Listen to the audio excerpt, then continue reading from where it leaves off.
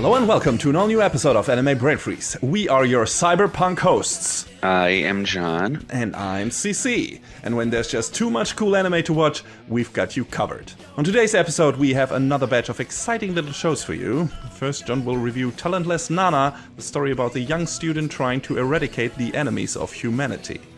And after that, we will join a Neon City suicide squad in Akudama Drive. But before all of that, there was a little award show last weekend that we want to give our 2 cents on. So grab your popcorn, grab your tux and gown, but definitely don't pause the pod. We'll be right back.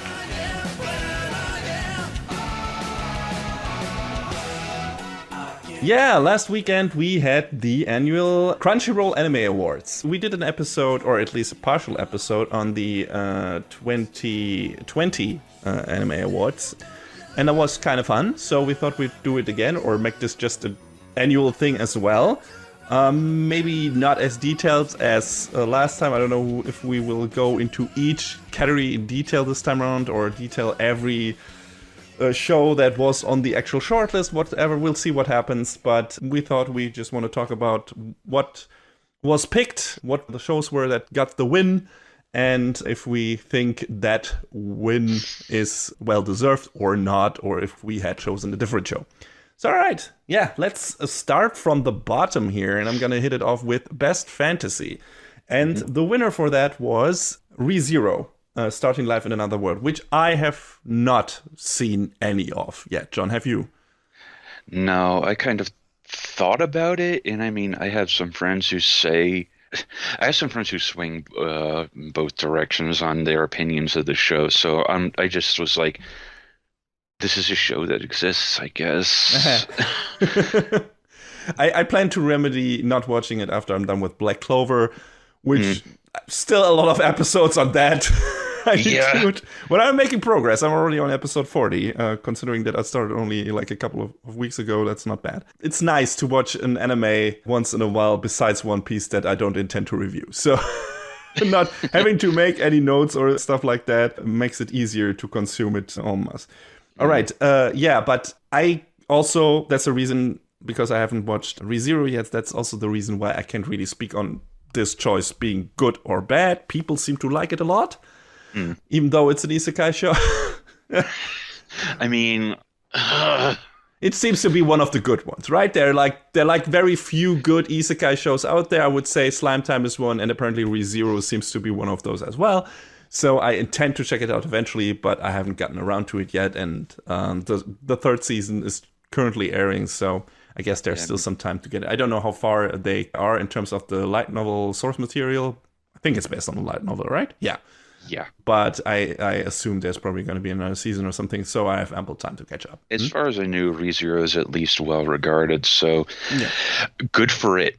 Yeah, definitely. So I'll see if that is also well-deserved once I check it out. However, I feel like Somali and the Forest Spirit should have been on this list. Do you agree, John?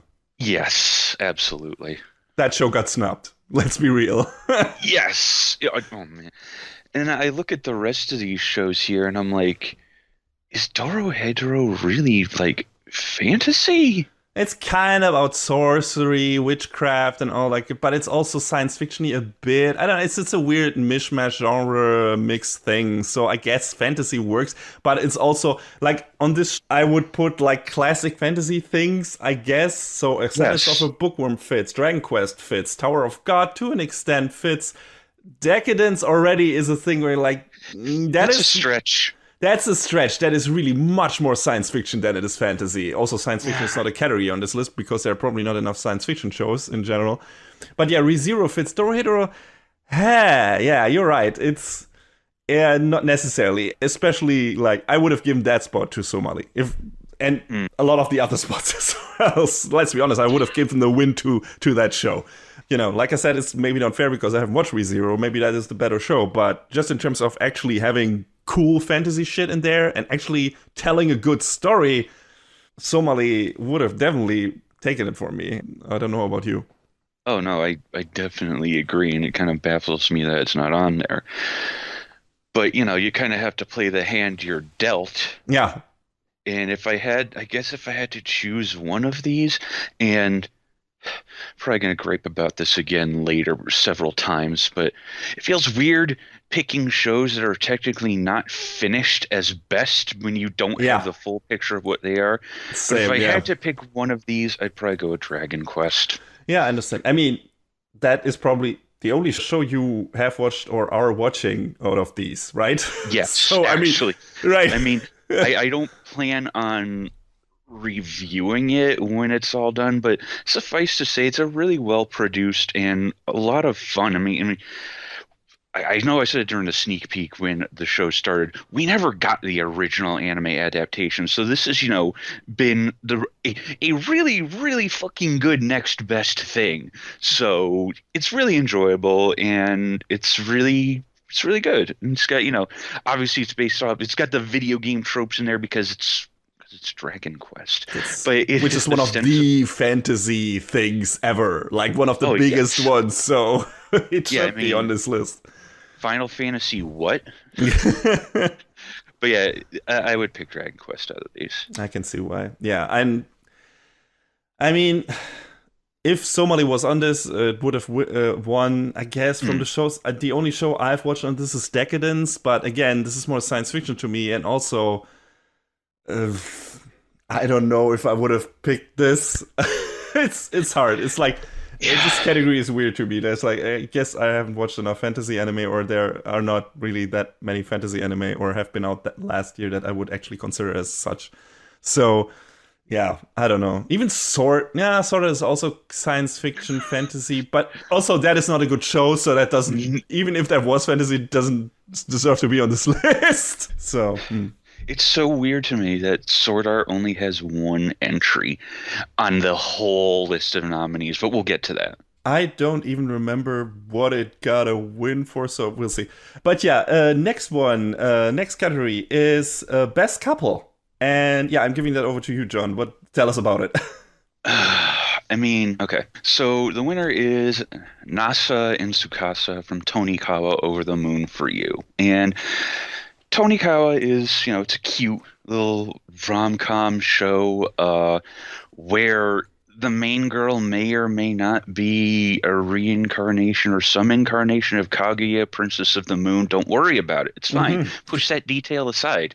Just, um, Nasa and Tsukasa are a very cute couple, and that is their relationship is definitely the sole crux of the story.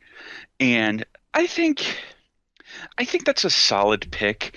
I don't know if that's what I would go to first in my head. Looking at some of the other picks in this category, God, one of them is Chizuru and Kazuya from Rent a Girlfriend. Hmm. I don't know how I feel about that because I guess I guess it's a good pick insofar that they kind of help ground each other in reality, but they're not a couple and they're not a good couple, I would say. Hmm. It's kind of for me the thing with in general I like Legoshi and Haru who are also Mm, on this list, but they still need to figure their shit out. It's like yes. they're not really a real couple yet. There is still so much baggage for each of them, and in the second season they're not really. I mean, they're still on the way there. They could end up together at the end of the show. We don't know, but there's also a lot of problems attached to that. Yes. Yeah, it's there's some picks on here where it's like, yeah, there's the potential for them to be a really good, interesting couple, but not there yet. Like, I haven't watched Kaguya-sama, but can we talk about the fact that Kaguya and Miyuki are constantly in a war with each other to get Yeah, one to admit to the other they want to be in a relationship? That ain't no couple. They're not a yeah. couple yet. They're still fighting each other over it. But I, they want it. They yeah. both want it. I mean, it's also about the dynamic, the character dynamic, I guess, and how if it's fun enough, if it's engaging enough, and that seems to be like the whole angle of Yeah. Kaguya and Miyuki. You have fun with them actually taking jabs at each other and trying to outplay each other, and that's also why I think I would actually from those. And I've only like watched 2 shows on this list. As weird as it sounds, I wouldn't pick Legoshi and Haru. I would probably pick Kotoko and Kuro from Inspector. Mm. Just in terms of actual fun couple dynamic, because I thought they had a very interesting dynamic going on as being Kotoko being like the very forceful, very interested party, like or part of this couple, and Kuro being more like reluctant and I don't. But in certain parts, you understand, even though he's so I don't know so reluctant, you feel like he really cares about her or has learned to care about her. So I, even though I didn't end up liking that show, actually, those two are enjoyable when they are together on screen and bounce well off each other. So I would probably pick those two. Yeah, you know, I think I'm gonna side with the winner on this one. I do like Nasa and Tsukasa together because I mean they're newlyweds. They're still trying to, get to know each other and how they're gonna live together, and it's just a nice little story about them too. So I think I'd pick that. Okay. I have nothing to argue against. That's not really a category I had where I had a horse in the race. So Yeah. But where I did have a horse in the race, I guess, is Best Score, which is the next category. And the winner is the soundtrack for Tower of God by Kevin Penkin. I haven't watched Tower of God, but so far Kevin Penkin has always delivered. Made in Abyss, even Shield Hero, which maybe aside from the animation was the only good thing about Shield Hero. So I'm sure this win is well deserved, even though I haven't listened to any tracks from Tower of God. But for me personally, listening to it right now in its second season, I really love the somber noir jazz soundtrack of Beastars. So that probably would have been my choice from that shortlist. What is your decision, or what do you lean towards? I think Satoru Kosaki's music from Beastars is a great choice. But I mean, Elisa Okehazama with The God of High School was hitting that shit so hard. And she's hitting that shit hard again in Jujutsu Kaisen. Oh, yeah. So the legacy continues in earnest. But it is a tough choice. I mean, fuck it, let's have our cake and eat it too. I'll pick Okehazama's work, and you can have Kosaki's work. Sure, I'm fine with that. It's a split win. And I mean, I could still probably get Beastars in its second season next year. But although, then it has to contend with Jujutsu Kaisen. Although no, it would have had to contend with Jujutsu Kaisen this year. It's weird that Jujutsu Kaisen is not on this list. Maybe they had to decide between two soundtracks of Alisa Okehazama and then God of High School. Yeah, might be the case. I don't know if that's actually the stronger pick. Would have to listen to them side by side. I like both a lot, but I don't know. Maybe Jujutsu Kaisen. I don't know which is the strongest standalone track. In terms of scenes, there are, Jujutsu Kaisen just has stronger scenes to work with in terms of soundtrack. So, I don't know. It's that would go into too much detail, but yeah, I'm probably gonna listen to them next, back to back, and then decide. But yeah, for now, I would side with Beastars because I like that soundtrack a whole damn lot. John, what is the next category? Next category is Best Comedy. The winner of which went to Kaguya-sama Love is War? ? Got to get the right inflection on the title because I believe that's specifically the second season with that name. Oh, really? They changed that? Yes. So is the first one Love is War ! And the second question mark? Or I believe so. Wow. Okay, that's interesting. that's very neat. So, what else? So neither of us have watched Kaguya-sama, but I don't know how many clips you've seen of it. I've seen a few. It seems, like it's pretty silly and pretty deserving of this win. So, okay, sure. What else do we have? Keep Your Hands Off Eizouken, which you watched beginning to end, and I watched 3 or 4 episodes about. I think Eizouken has a very dry sense of humor, which, I enjoyed that. I like that. I'm fine with that. And I think a lot of the humor in that show came from, what's the character's name? I know she's on this list for Best Girl. Came from Kanamori wanting to monetize everything the girls were doing. And, that sort of straight punchline all throughout sort of got me every time. It's also the other two girls just being these uncontrollable forces of creative energy, and you're having to keep them in line. That's also where the comedy comes in. I thought the comedy was fine, but also not the most appealing thing about that series for me. So I don't know. I really, again, don't have a horse in this race. I mean, that's why I say dry comedy. Kakushigoto, I don't know if I would classify it first as a comedy, man. It was more of like a family drama thing. Maybe it's same way. It's the same vein. It's a comedy as its predecessor, Sayonara Setsubo Sense, but that's also it's a very cynical, nihilistic show. Yeah. So, but it's at least less defeatist than Sayonara Zetsubo Sensei. So watched a little bit of Sleepy Princess and the Demon Castle. That had solid humor. It kind of fell back on one joke a lot, though, so I don't know how fresh it was able to keep it throughout the whole series, but that's a good choice, I think. And I didn't really watch anything else on this list, so I guess Kaguya-sama's fine. I don't know. I'm willing to let it have that. I don't have a solid tentpole choice out of all of these, so yeah, me neither.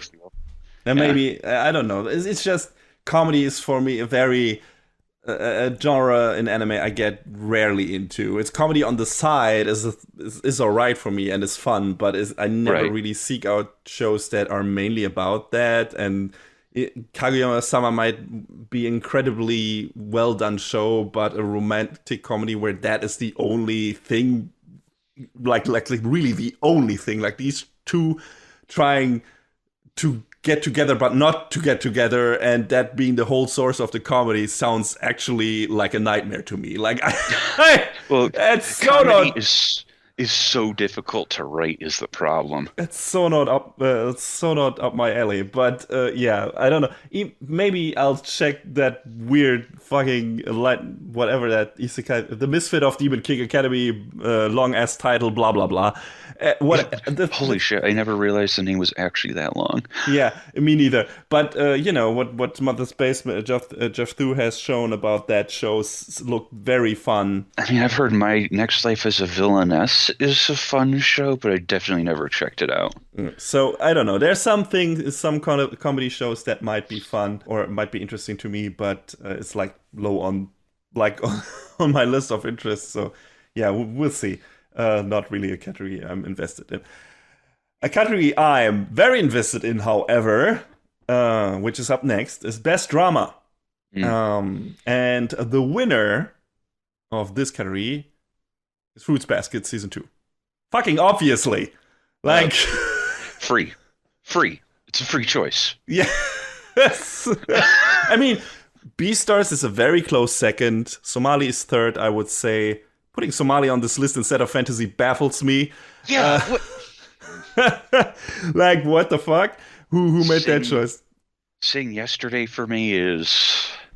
God, that show, I started to watch it and I didn't review it because, man, that ending was like, let's just end with a good old NTR. And yeah, good drama. Good drama. All right.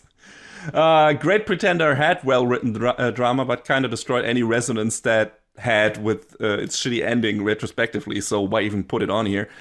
I watched a bit of Japan Sings, but the drama in that was a bit too forced and artificial and over the top and stupid after a while, so nope. The first episode was great, like this whole setup, or the first two episodes were fantastic. I was like, wow, this is gonna be a fucking thrill ride, and then it got really dumb really fast, so nope.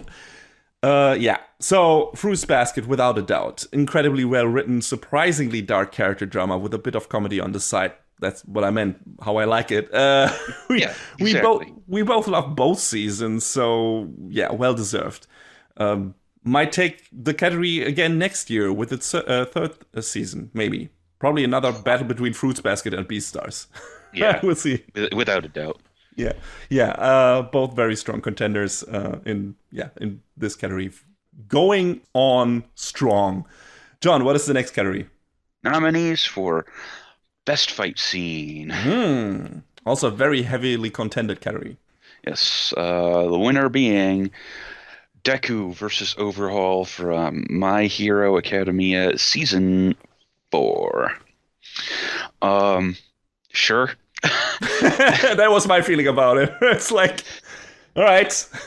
And I mean, it's this is a weird category because we have two entries from the God of High School, and it's like you couldn't pick one and then find something else. And those are both awesome fights, Jean versus Han and Jean versus Jagal, but and it's weird. It's equally weird because both of those are up against Satoru versus Sukuna from Jujutsu Kaisen. So there's a lot of infighting in this category about fighting. Yeah. I love Deku versus Overhaul, so I can't really say anything against it, really. But I feel like the reason it won was because of those final 1 or 2 minutes where Deku goes all out and the emotional component with Eri and the score and everything. Not because of the actual fight that came before it, because we had a lot stronger fights in My Hero Academia than that. Like that 1 or 2 minutes was super well staged with music and all of that. It hits you right in the feels. But pick any of the longer fights from Jujutsu Kaisen or God of High School, and you have actually consistently cooler, varied, and more well choreographed Sakuga-laden fights than this one. And even the fights they put on the shortlist from those two shows are not necessarily the best fights from each respective series so far.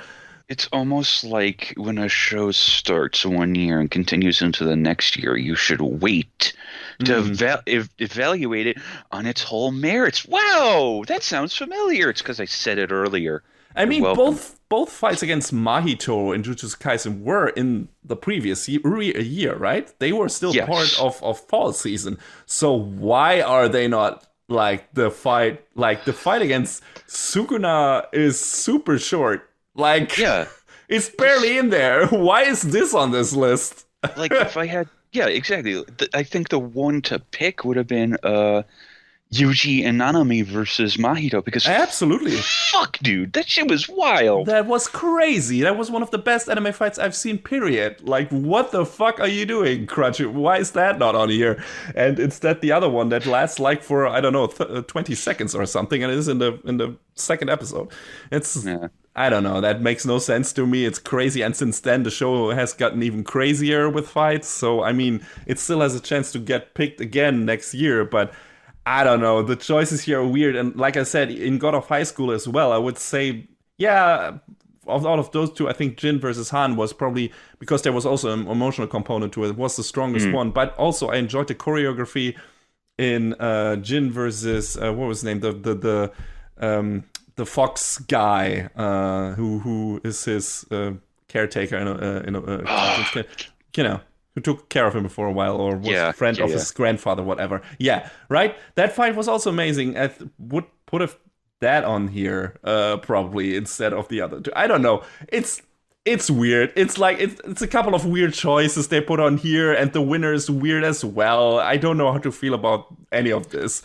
Honestly, I might have picked Berkeley versus Vecta over Deku and Overhaul.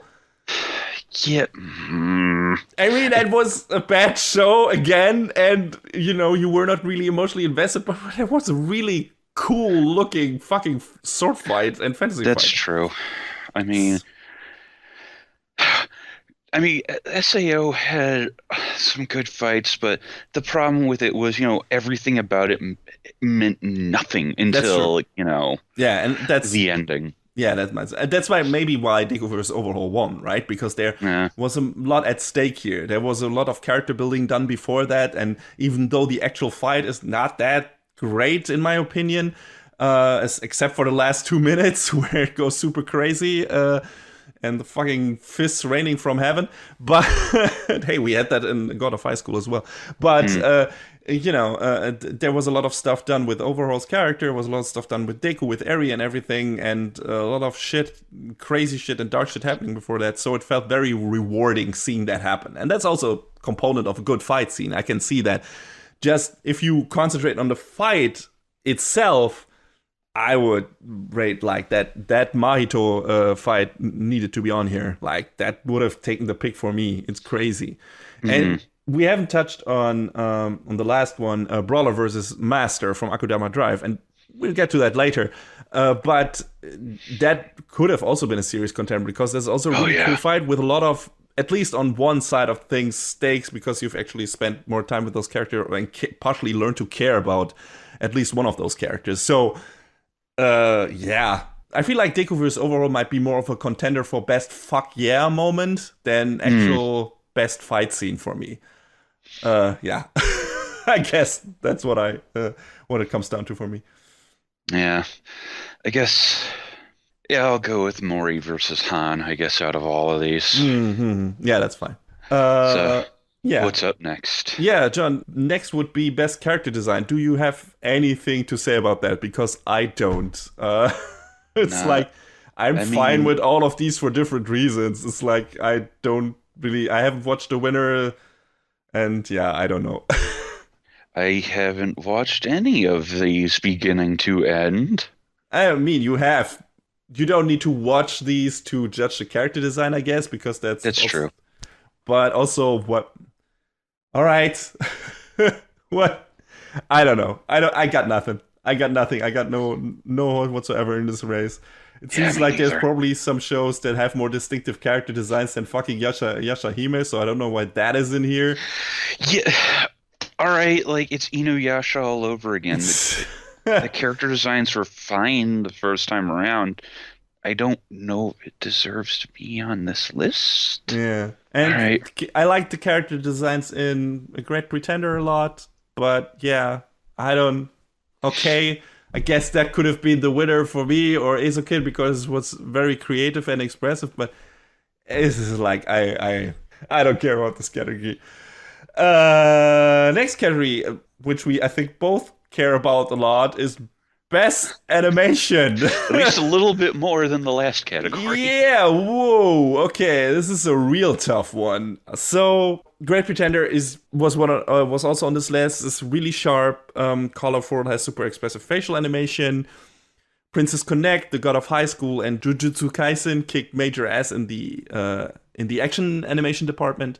Mm. Beastars is one of the very, very, very, very, very, very, very, very, very, very, very few actual well-animated 3D anime shows. Mm. So they definitely all deserve to be here. But yeah, like I said, Eizouken took it, and I definitely feel like that's the correct choice because that show is about the actual creative process of animating, of becoming an animator, of making animation happen, and all that entails. Like I said, it gets into the creative process. It attaches a very important emotional component to it. That show is a love letter to animation and conveys that sentiment super well. So even if you may get more excitement out of the animation on some of the other shows, which I think I did, just from a perspective of craft and theme alone, this needed to go to Eizouken, and it did. So good on Masaki Yuasa and his team, I guess. What is your opinion on this? I mean, yeah, that makes sense. Again, I didn't watch the show all the way through, but yeah, I agree with Eizouken being the winner here. Considering, maybe looking at the shows you actually watched or finished watching, what would be the content there? I guess that would be, Jujutsu. Oh, God damn it, that word. Jujutsu Kaisen hasn't finished yet. Yeah. But still, it's right. You watch that. You watch Beastars, God of High School, Princess Connect. What would be your pick out of those four? Can we make a separate category for anime that have good CG and just be like Beastars? Yeah, exactly. That would be a very little. Just Beastars in there. Fuck. It's like. I mean, actually, there's good CG in other anime in terms of machinery, in terms of, environment and stuff like that. But in terms of actual character CG, that is, holy shit, that is a very small selection. I can't even think of another show except for Beastars offhand, the orange shows would probably put Land of the Lustrous in there as well. Mm. But aside from that, there is not really any show, in my opinion, that deserves to be on that list. Like Dorohedoro, neither. Like the CG in that was also very, I don't know, your standard kind of stiff, choppy 3D CG in a way. So I don't know. Beastars definitely would win like all of those. It. Again, that would be a free pick. Yeah, absolutely. I guess I'd probably pick Eeny, Meeny, Miny, Mo. Either Jujutsu Kaisen or God of High School. I mean, both shows are essentially the same team at Mappa, so it's hard to pick between the two. But I mean, there's also Princess Connect, which was like lavishly overproduced. I think is the best way to refer to it. Fuck it, I'll give it to the God of High School, pending on that being able to change to Jujutsu Kaisen, just because show's still going, and there still might be some more moments there. Right, that's true. I'm looking forward to. I haven't watched the newest episode yet, so I don't know what crazy shit waits for me there. This episode was pretty fucking good. Amazing show. We'll get to it eventually. But yeah, next category, John, is Best Director. Do you want to tell us about that? The winner for Best Director was one Masaki Yuasa, director of Keep Your Hands Off Eizouken, among many, many other things. Yeah, I mean, he wanted to help direct an anime about making the anime, and boy, he and his team put all their heart and soul into this show, and goddamn, it's hard to not have respect for that in his craft. But I mean, there's obviously others on this list. Like, it's starting to look like a lot of the usual suspects that we've already talked about, like Sung-Hoo Park, who worked on Jujutsu Kaisen, and I guess God of High School. Yeah, and God of High School. And he knows how to knows how to get his team some good old Sakuga on the screen, and god damn.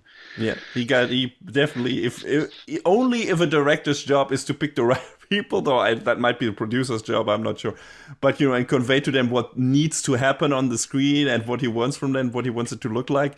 He got that down in terms of the fight scenes, because holy shit, he or someone in his team on his past two projects definitely know how a good fight needs to look. So, and showing me shit that I've never seen before. We also had Yuzuru Tachikawa, who directed Decadence, and in the past worked on, this little show, maybe you've heard of it, called Mob Psycho 100. Tachikawa and his crew definitely do a lot of great work. Even if I didn't get through Decadence, I respect what he and his team were doing with the show. So that's cool. That's fine. That's, also definitely deserves to be on this list. Not really familiar with Hiro Kaburagi, I think, outside of Great Pretender. I don't know about you. I mean, I talked about what he did before. I forgot now because there's so many. Wait, I'm stupid. He directed 91 Days. That's right. Right, exactly. That's what it was. I know there was something we reviewed of his. So yeah, also good stuff. Like I said, I was very disappointed by Great Pretender when the last two episodes hit, because I think that story just completely shits the bed. But I don't know if he is responsible for that, or the writer. I assume the latter. But maybe shared blame. I don't know. I wouldn't necessarily put it on this, but also direct is a bunch of other stuff. So that is a very well directed show. So sure, why not? And I've watched any of the other shows. Like I watched Decadence, yes, Jujutsu Kaisen, Keep Your Hands Off Eizouken.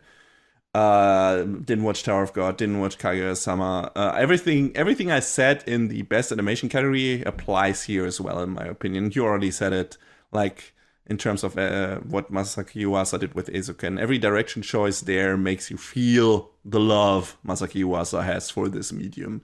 and to convey it that well takes some serious passion and skill. So yeah, he and his team, in my opinion, deserved to win this category, obviously. So I got nothing more to add to that. I think the win is well deserved. Yeah, definitely. I agree.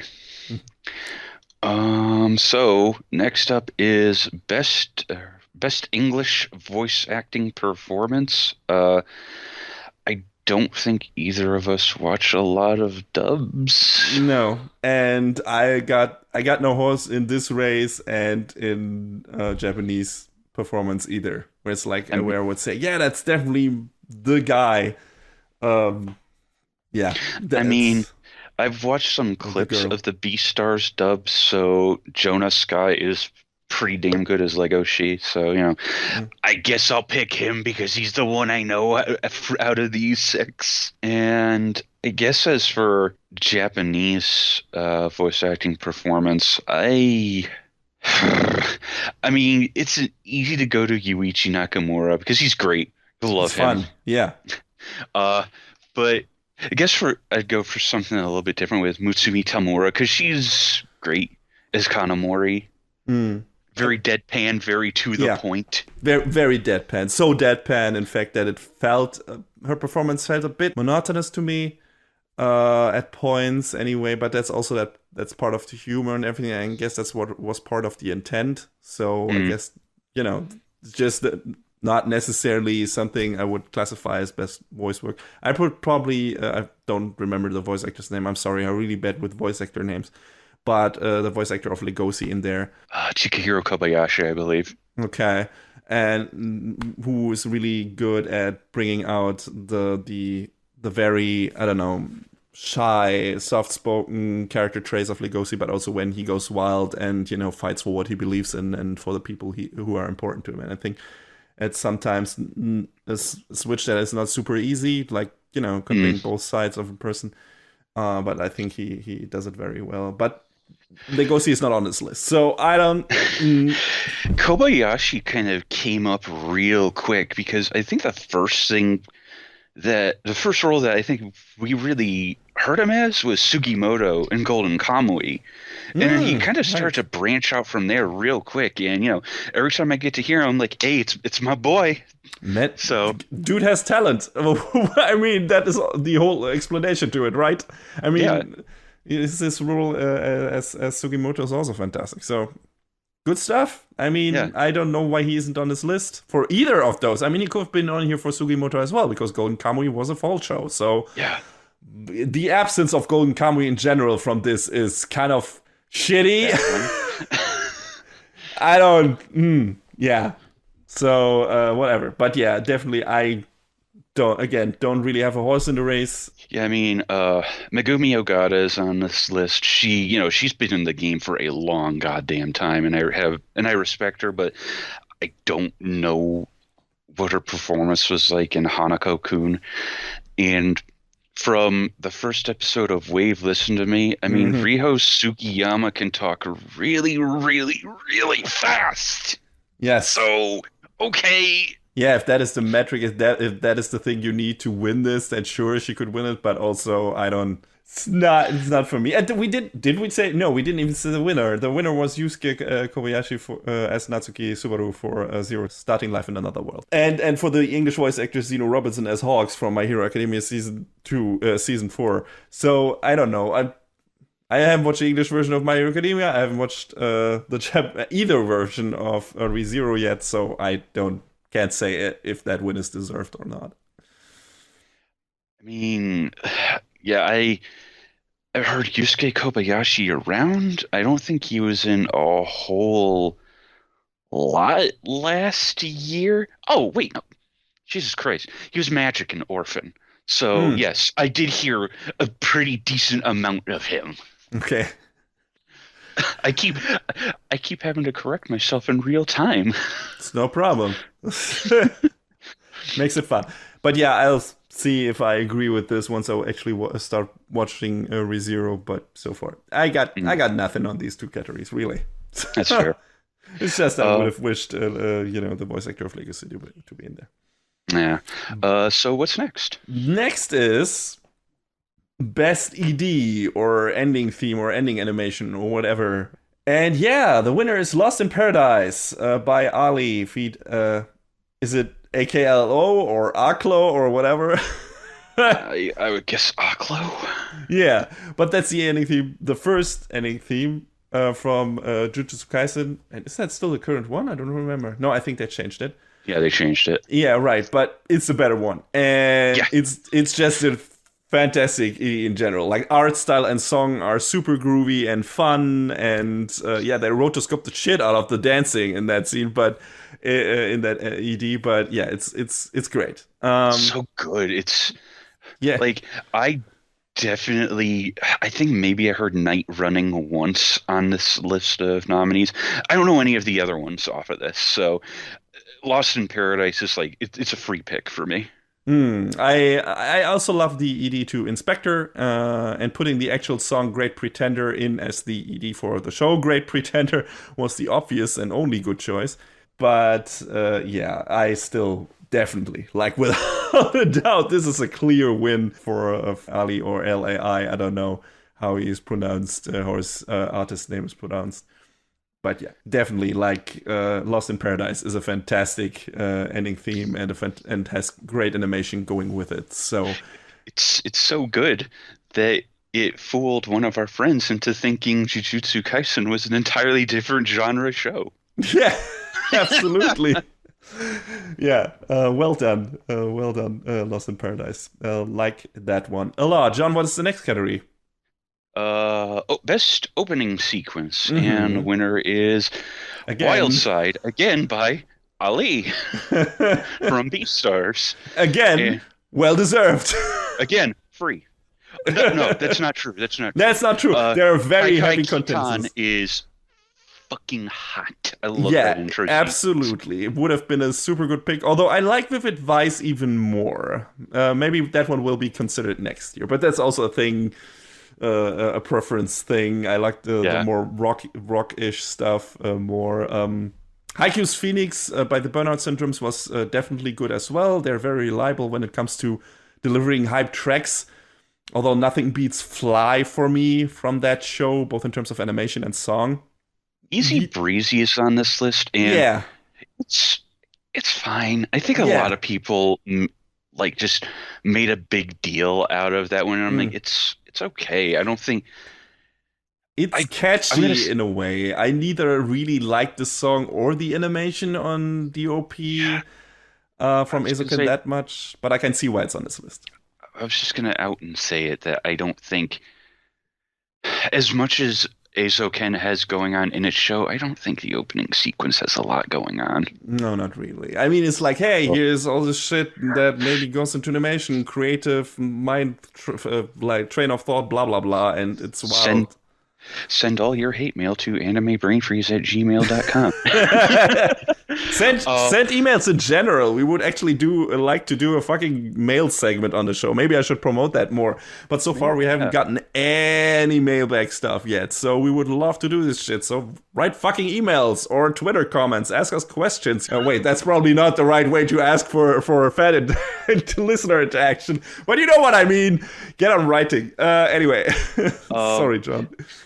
Daddy Daddy Do is fun. It's a great intro sequence as well. I found myself watching that a few times, but again, didn't really sit down and watch much of Kaguya-sama outside of clips on YouTube and on Twitter. So yeah, Wild Side or Kai Kai Kitan I feel like are the picks for me. I don't know which one I would pick over the other though. How about you? How about first we talk about the biggest snub song-wise though that is not on this list. Hmm? How dare you leave Contradiction from God of High School off this short You're list? right. You're right. Oh, Contradiction is hot. Like, what the fuck? I mean, yes, the actual animation in the OP is just reused scenes from the show, but that song makes up for it by being an absolute banger. I don't. This should have at least be considered. I am super mad. Or, I'm just going to throw it out there. The intro sequence from Princess Connect. That's Fuck. also very good. Lost So- Princess is a fun song, and god damn, that intro sequence was like, we're just gonna, we're just gonna fire on all cylinders for a minute and a half. You just sit back and let us have fun. And I'm like, yeah, okay. Agreed. But yeah, Ali cleaned house on both ED and OP with Beastars and with Wildside, rightfully so. Creative stop motion OP and an incredible song that is a true emotional roller coaster ride. But I guess that's called jazz. Get out. But yeah, well deserved. I probably would have picked that too, even though I'm not even the biggest stop motion animation fan. But I think that OP is so fucking unique, and the song is so good and eerie and fun at the same time. And yeah, I love it. I think it's great. So yeah, we'll see what happens next year. But this year, yeah, Wildside definitely would have been a winner for me. So John, next category, which is, I think, very near and dear to your heart. Best girl, go. I mean, here's the thing about this list. I only actually watched one of these shows beginning to end. That's true. Okay, so the winner, we'll just put it out there out front, is Kaguya Shinomiya from, you guessed it, Kaguya-sama Love is War, question mark? I'm going to say it like that every time. I just realized that in the title screen, when scrolling down for the title artwork for Love is War, the question mark is kind of shifted and designed like a 2. So, okay, I get it. Well, you did well. You did well.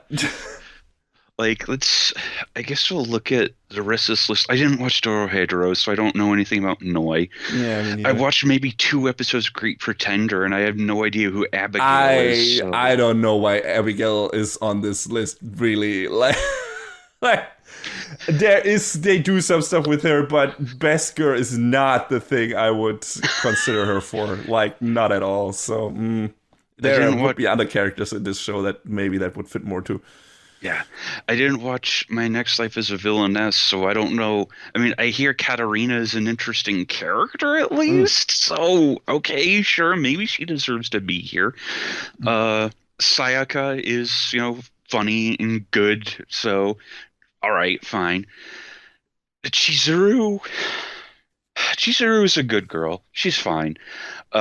She definitely is trying to, constantly kick Kazuya's ass into shape to get him to be, not a loser, because let's be real, Kazuya's a fucking loser and he needs someone to set him straight. And Chizuru is kind of there for it. So also a fine pick. I don't have a strong pick.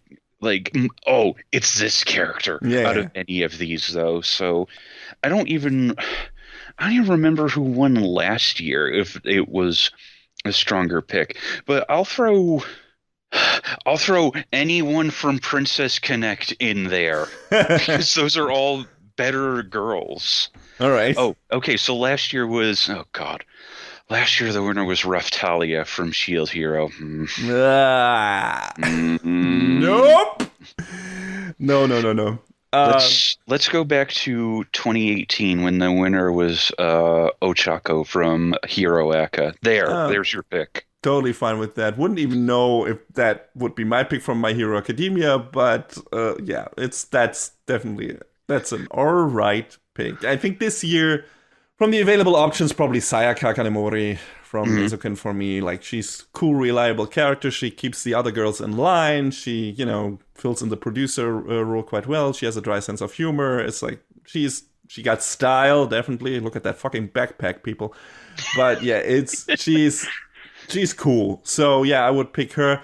I guess Natsume from Decadence probably isn't on this list because everyone forgot about her, just like the actual show did. Ayo! I was about to say, and she kind of turned out to not be the main character, Exactly, which we'll get to. I feel like Arte or Usurper deserved a spot on this list. Yeah, I didn't even think of that. And maybe Somali too, even. I don't know if kids are allowed, but she's a very cool character with neat character development. So I can't say anything about Kaguya from Kaguya Love is War because I haven't watched that. But yeah, there were more interesting female characters in the shows I watched then that are on this list, and especially why is Abigail on this? Anyway, I don't understand. There are definitely better picks there, but yeah, from those available, I would have picked Sayaka definitely. Next up is what is next up? Best Boy is next up, and at least there is some more in there that I actually from shows that I actually watched. So yeah, Same. Yeah, the winner is Shoyo from Hinata. I like him a lot. Shoyo from Hinata? Shoyo from Haikyuu. I like him a lot. Like in general, I think Shoyo is a great character. Super fun, super funny, relatable, endearing. Just a great character all around. A good friend, a reliable team player. But come on, give it to poor Legoshi from Beastars. Yeah, come on, man. The guy has enough to deal with. He deserves this. So, like, this isn't even a question for me. Like, he's such a nice person who has to deal with a lot of shit. Like, give this award to my poor wolf boy. Like, what the fuck are you doing? Yeah, this is... Any other week, maybe I would have given it to Shuyo or any other year, but come on. Like, this is... Give it to the guy next year then, for season 2 of Beastars. But that's my word. Legacy should have gotten this. Yeah, I agree 100%.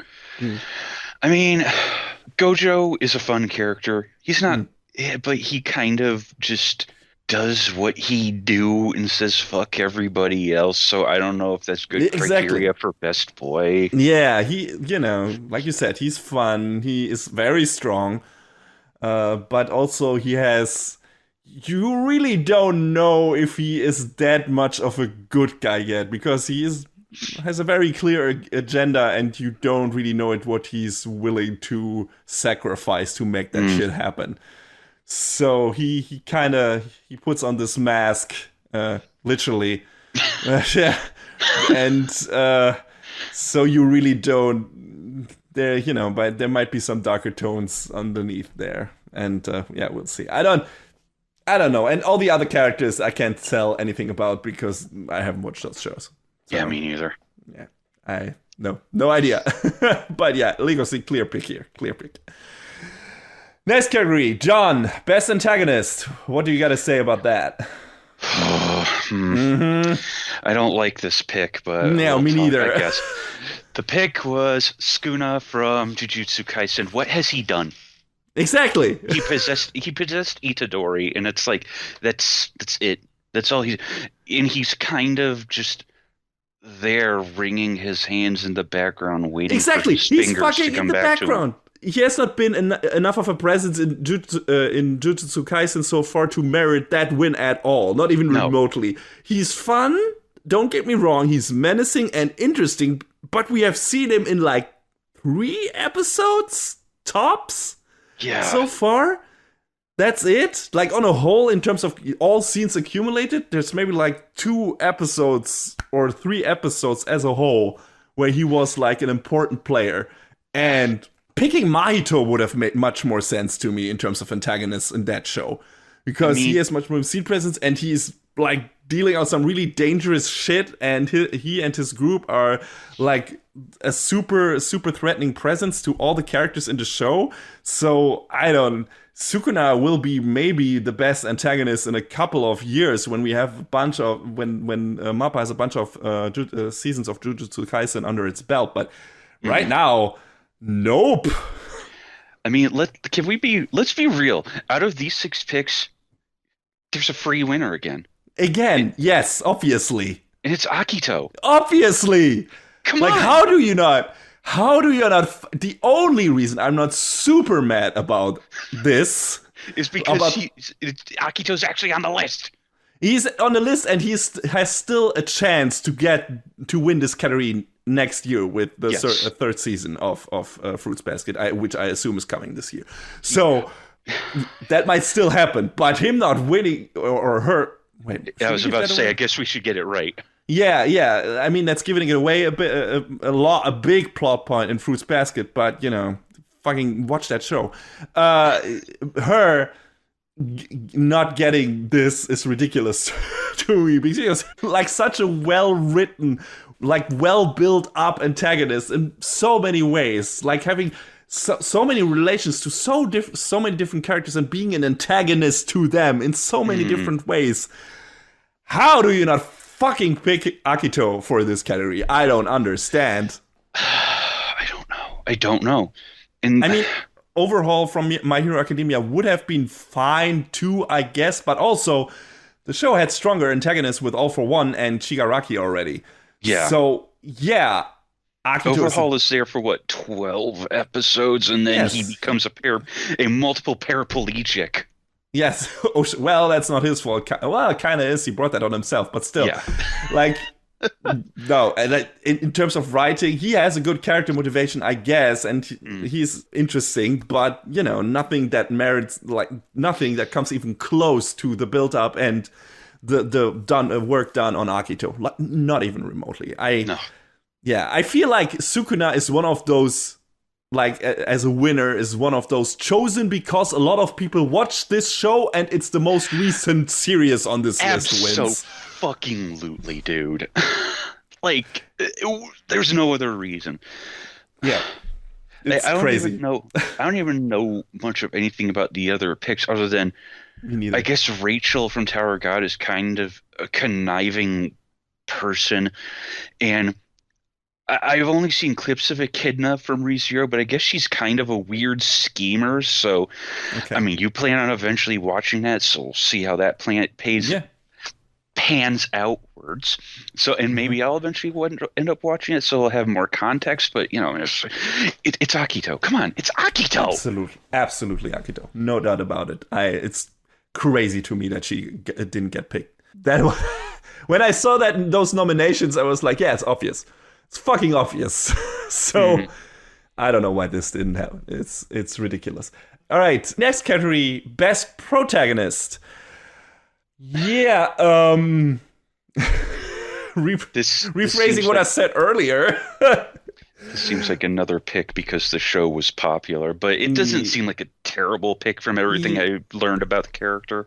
And I can't speak to it because I've watched that show, like my next, like Katarina from My Next Life as a Villainess, or Roots Lead to Doom. I haven't watched that show. I try to watch as few isekai shows as I can. So that, right? I didn't. So I don't know. Maybe she's a fantastic character. I believe it. I can see it in a way because that's an interesting setup, I guess. But I don't know. So. What are the other contenders on this list? Natsume from Decadence would have been a strong contender if she had stayed relevant to the actual plot of the show.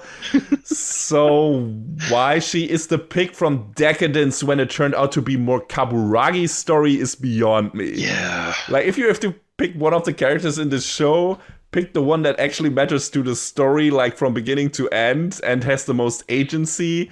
And that is Kaburagi. Like, definitely. He's the main protagonist, and he's the best protagonist in terms of, Natsume plays an important part in his development, but it's still his show. So, I don't know why she is on this list. Yuji from Jujutsu Kaisen has a lot of potential, but he's not there yet, I would say, because, it show's still running and everything, and he's still learning shit. But, yeah, he's fun, he's sympathetic and everything. He's a good solid pick, though. He's a good guy. And for a shonen protagonist, he is better than a lot of those. So, yeah. Midori from Isoken is neat. She's definitely sympathetic and has some decent character development in the show. On the other hand, I think Tsubame's story is probably the strongest, so she would have probably been my pick from that show. Shoyo from Haikyuu, again, definitely deserved a spot on this list for Haikyuu to the top for the fourth season, because more than any other season before it, this fourth one was definitely his, at least in some of the most important moments. Still, I would have given it either to Kyo from Fruits Basket or Legoshi from Beastars, and neither of them is on this list. What the fuck happened here? What? What the hell are these two categories, John? These omissions. It's choices by committee. The fans also voted for this. But Yeah, like because these choices were put to them first. They didn't pick the nominees. They only okay, picked the yeah. nominees after they were chosen. Yeah, true. I forgot how this stupid shit works. Holy shit, I don't. Yeah, that makes like these two categories are such a clusterfuck to me. This is ridiculous. Like I can't say about anything about the winner of best protagonist because I haven't seen that show. So that might be a justified win. But Kyo and Legosi not even being on this short list, and people like Natsume on here and Yuji and I don't. Arnos Voldegode, What a name! which I also haven't watched that show, so I can't say anything about that anus guy. But come on, like fucking put Kyo or Legosi in there. It's like so fucking obvious. I don't understand. And I just realized I said Kyo all the time. Of course, I meant Yuki from Fruits Basket because this is his season. Yeah, Right. I mean, so I my mistake. Sorry if you people were confused. This is not really Kyo's. It wasn't really Kyo's season. But of course, I meant Yuki. I'm sorry. I was mad. I picked the wrong name. Of course, I meant Yuki from Fruits Basket and Legosi. the worst thing is I knew who you meant, and I didn't correct you because in my brain I was like, yeah, that's right. Fruits Basket. Yeah, that character. him, the white-haired one. That's Kyo. Yeah, right? that's Kyo. Right. Oh. Fucked up there. But no, definitely. Yeah, Definitely Yuki deserved. Yuki. Yeah, definitely Yuki deserved to be on this list. So I guess that takes us to the end with Anime of the Year. Mm-hmm. And the choice chosen by all of you specifically, you, Steve. It was your choice.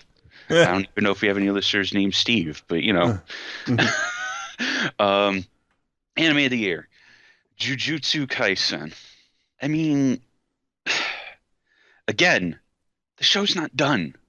But I guess it's a good pick. That's the problem. You can't really say anything about it, but you also have this aftertaste in your mouth that I brought up earlier, where it's like this feels like the choice because it's the most recent anime with the best fight scenes. Like that one anime of the year again, just like Demon Slayer did last year. Yes. And yeah, Jujutsu Kaisen is still running. That first season is not even over, so this feels like a cheat. But since I like that show a lot, I guess I'm fine with it. At least it doesn't have any shit tier characters like Zenitsu in it that aren't supposed to be antagonists, at least. So I don't know. What about the other contenders on this shortlist, though? There was Keep Your Hands Off Eizouken, which, you know. Yeah, Sure. I can see it. Yes. I can see it. I mean, I was not super attached to this show, just, you know, after thinking about it for a while, in terms of actual, like, being super engaged, but I liked its themes. I liked how it realized conveying the joy for the medium of animation. And I think in that regard, it's a very important show. Again, just like probably Devilman Crybaby, it's a show that I respect more than I actually loved. Right. So I guess that could be reason enough to put it on here as a winner because, you know, this is about anime and Eizouken is all about animation. So that kind of feels like maybe it should have been the win. But I personally, I wouldn't have chosen it from the shows that are on this list. Yeah. There's Great Pretender. Like, Why?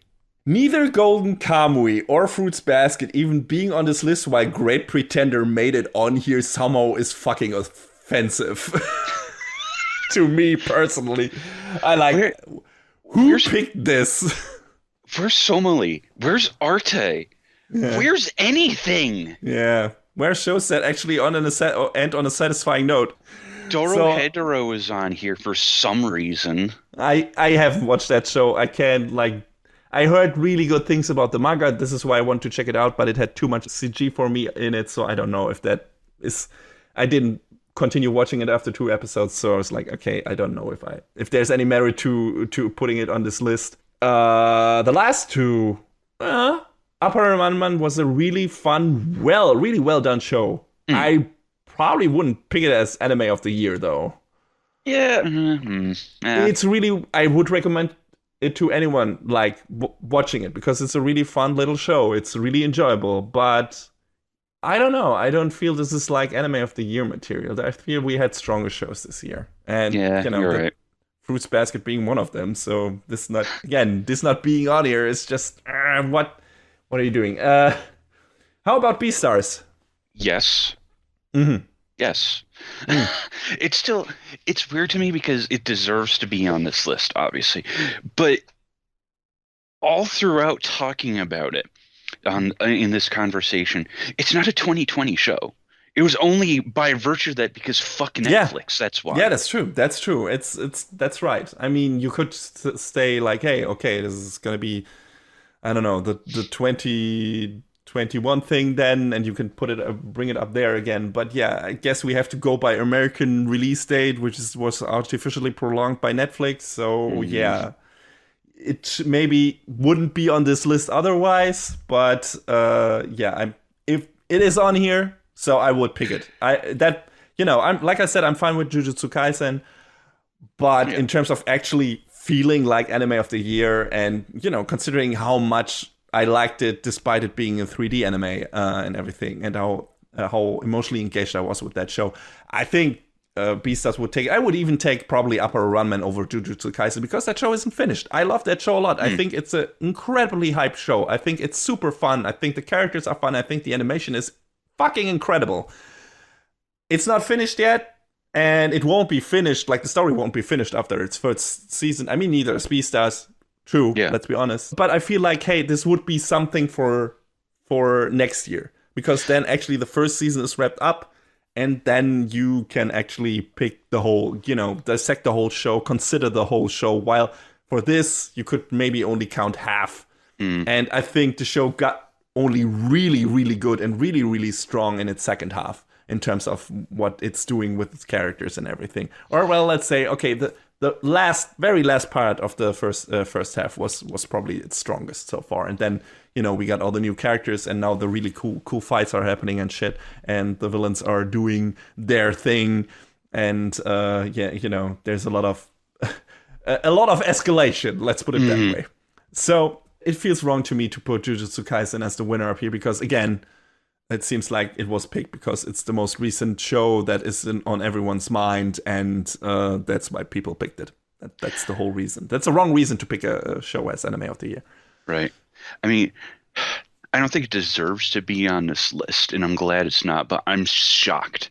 I'm actually shocked Sword Art isn't anywhere on here except for that one fight scene. But that aside, there were much better picks, and like what I don't I can't wait to see how bad Crunchyroll's picks are next year. We should have our own anime awards with blackjack and hookers. I mean, we're doing our best of the season thing, so I guess it wouldn't make much sense to also choose a best of the year. So just look at our fucking best of the season picks, and then you have 4 best of the year shows, at least, if not 8. It's true. Right. I mean, we could choose a winner from those shows, but it's fun looking at the choices other people make and Crunchyroll itself and doing like this big thing. Of course, that's fun And seeing how wrong they are. I mean, what? yeah. Or the people who chose it, but yeah, it's weird. There's some good picks on here. There are definitely some obvious picks on here that were made like that were the right choice. Eizouken in some categories, and Fruits Basket as best drama, definitely. Like that makes total sense, and those were the right choices.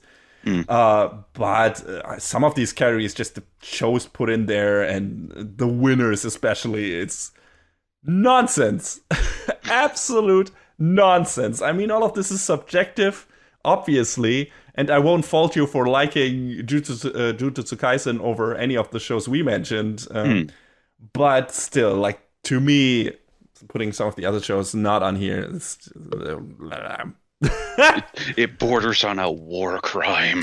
I saw someone making a joke on Twitter. It's like, I love the system of the Crunchyroll Anime Awards of the actual shortlists being chosen by critics and the actual winners being chosen by the public, by the audience, so nobody gets what they want. Yeah. And I'm like, yeah, well, I guess That's the truth. Maybe they should rethink that model because this feels half baked, and maybe they should just make it a complete public vote and be done with it. And probably Jujutsu Kaisen would win again then too, because that's the show everyone is watching right now. One of the shows everyone is watching. So maybe I don't know, or not do a vote on the shows from fall, like exclude them for some reason so that people can pick the most recent show and have to actually think about the shows that, I don't know, there's got to be a better way, but this happened 2 years in a row now, and I'm seeing a pattern, and I don't like that pattern. Yeah. We'll see what happens next year, John. Are you looking forward to it? No. It's fun talking about it, though, and, ragging on it and making fun of it. So I hope our listeners got a bit of fun out of it, too. We rambled on long enough, so let's get to our first review of this episode. Yes.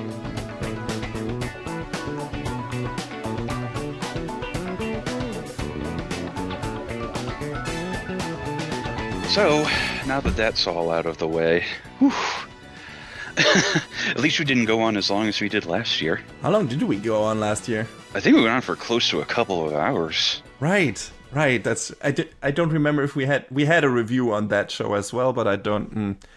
I'd have to look it up. But yes, we spared you the extra long discussion and tried to streamline it a bit. So now we can get to the first show, Talentless Nana, which something of a weird surprise hit for me. So what's it about? Well, 50 years ago, horrific creatures dubbed as the enemies of humanity suddenly appeared around the world. To combat these threats, teenagers gifted with supernatural abilities called talents, such as pyrokinesis and time travel, and you can use your imagination, hone their powers at an academy on a secluded island. Nanao Nakajima, however, is quite different from the others on the island. He has no talent. With many talented teenagers around him, Nanao is often a target for bullying, but even so, he still strives to complete his training. Soon after, two transfer students, the mysterious Kyoya Onodera and the mind-reading Nana Hiragi, join the class. But just as everyone starts blending as comrades in arms, mysterious disappearances begin to threaten the class's entire foundation. So this is based off of a manga written by don't know their gender or their actual name, but their pen name is, and I hope you're ready for this, CC. The pen name is Loose Boy. Maybe not quite as good as some of the names I was relating to you from Orphan, but still pretty good. With art being done by Iori Furuya. So we've got the typical. Sometimes they're not typical. Sometimes it happens. The two-person team working on a manga together. But yes, the manga started back in 2016 and is still running. I believe the last volume came out this past October. And this was animated by the crew at Studio Bridge, who I mentioned briefly when talking about Yu-Gi-Oh! Sevens during a sneak peek. This is better animated than that. Okay, that's something. You weren't too hot on Yu-Gi-Oh! Sevens. Yeah, I mean, but I guess it doesn't really matter as much for Yu-Gi-Oh! Sevens because that's playing to a younger crowd, like an even younger crowd than Yu-Gi-Oh! Has in the past. Are you saying that younger kids should be happy with shitty animation? John, is that what you are saying? I'm not, but they don't care. Yeah, maybe. They also worked on stuff like Cardfight Vanguard, a whole bunch of fairy tale, the Keroro Gunso movie, which is a name that hadn't crossed my mind for a long-ass time. Never watched that show, but I am familiar with it. I mean, that show is just Gundam, the side fan service show because Mm. everybody loved building Gunpla. So it's a good show. Hmm. And they worked on one of the seasons of Saint Seiya, Soul of Gold. Uh, that's just a side note. Saint Seiya is something that's been around forever, and I have been so far on the outside of. I don't know about you. Yeah, always something I was interested in, but never managed to actually check it out. Mm. And they've done so many different incarnations of this by now. Like, so I wouldn't even know where to start or what is actually what follows what, and how many parts are there, or are there remakes? Is there are they only sequels? I don't know. Yeah, so that's a whole nother rabbit hole for another day. I remember the Kick-Ass OP song though. Oh yeah, Mm. Saint Seiya. Chung. Yeah, definitely. Uh, yeah, this was directed by Shinji Ishihara, who's worked a whole bunch on stuff like Fairy Tail, Log Horizon. The OVA for Final Fantasy VII, On the Way to a Smile. What the hell? That Yes. was Denzel's story, right? Yes. Yeah. Um, but the connective thread between everyone who's worked on the show is definitely Fairy Tail because the two big writers who contributed a lot to this, Fumihiko Shimo and Shoji Yonemura, also worked on it. So, as far as I can tell, the fact that all of these people have worked together on at least something Mm. definitely was what contributed to making this show, yeah, I don't think this is like the best produced show this season or this year or ever, but it looked good. So, and I think, the fact that they probably all had some shared history helped the team bring it together. The writers worked on a whole bunch of stuff, one of which I will point out probably very soon, which in the end made sense to me because of how this story progressed. And the music was done by Yasuharu Takanashi, who worked on Naruto, Zombieland Saga, Log Mm. Horizon. So, good music history in there. And definitely comes through in this show. So, to talk about this show, I need to spoil it. And the spoilers are in the very first episode. So, I'm Go for probably it. I'm probably not going to talk too much about the minutia of what comes in the middle, though, so that way, I can leave some of the stuff to you, the listener, the viewer, if you want to decide to watch this show, because I think the stuff that happens in the middle is pretty interesting. So Nanao is depicted as being a talentless kid, and it's like, well, why are you part of? And part of me is like, why are you part of this class? And Kyoya and Nana transfer in like early on in this semester, I guess. They don't really, I don't think they really define when in the school year it is, like a hard set date. Um, but they're trying to decide who should be, the class rep, who should be the incho. Um, and there's toward the end of the first episode, two of the characters get into a big ass fight, and one has fire powers and one has ice powers, and Nano has to kind of step between them to make them stop. And it turns out, hey, Nano wasn't actually talentless after all. He has the talent to nullify other talents. So I'm Hmm. sitting here like, oh, so this is like Index Junior or something. All right, okay. Maybe it would be a little less convoluted than Index. One can only hope. It honestly is less of a mess. And I mean, as much as I enjoy Index or have tried to enjoy Index outside of the most recent offering, God, Index 3 will just go down in history for me as being so bad. Hey, at least you got another good season of Railgun out of it afterwards. Yeah, that's true. I mean, Science Side came in to save the day. Doesn't it always? Fucking true.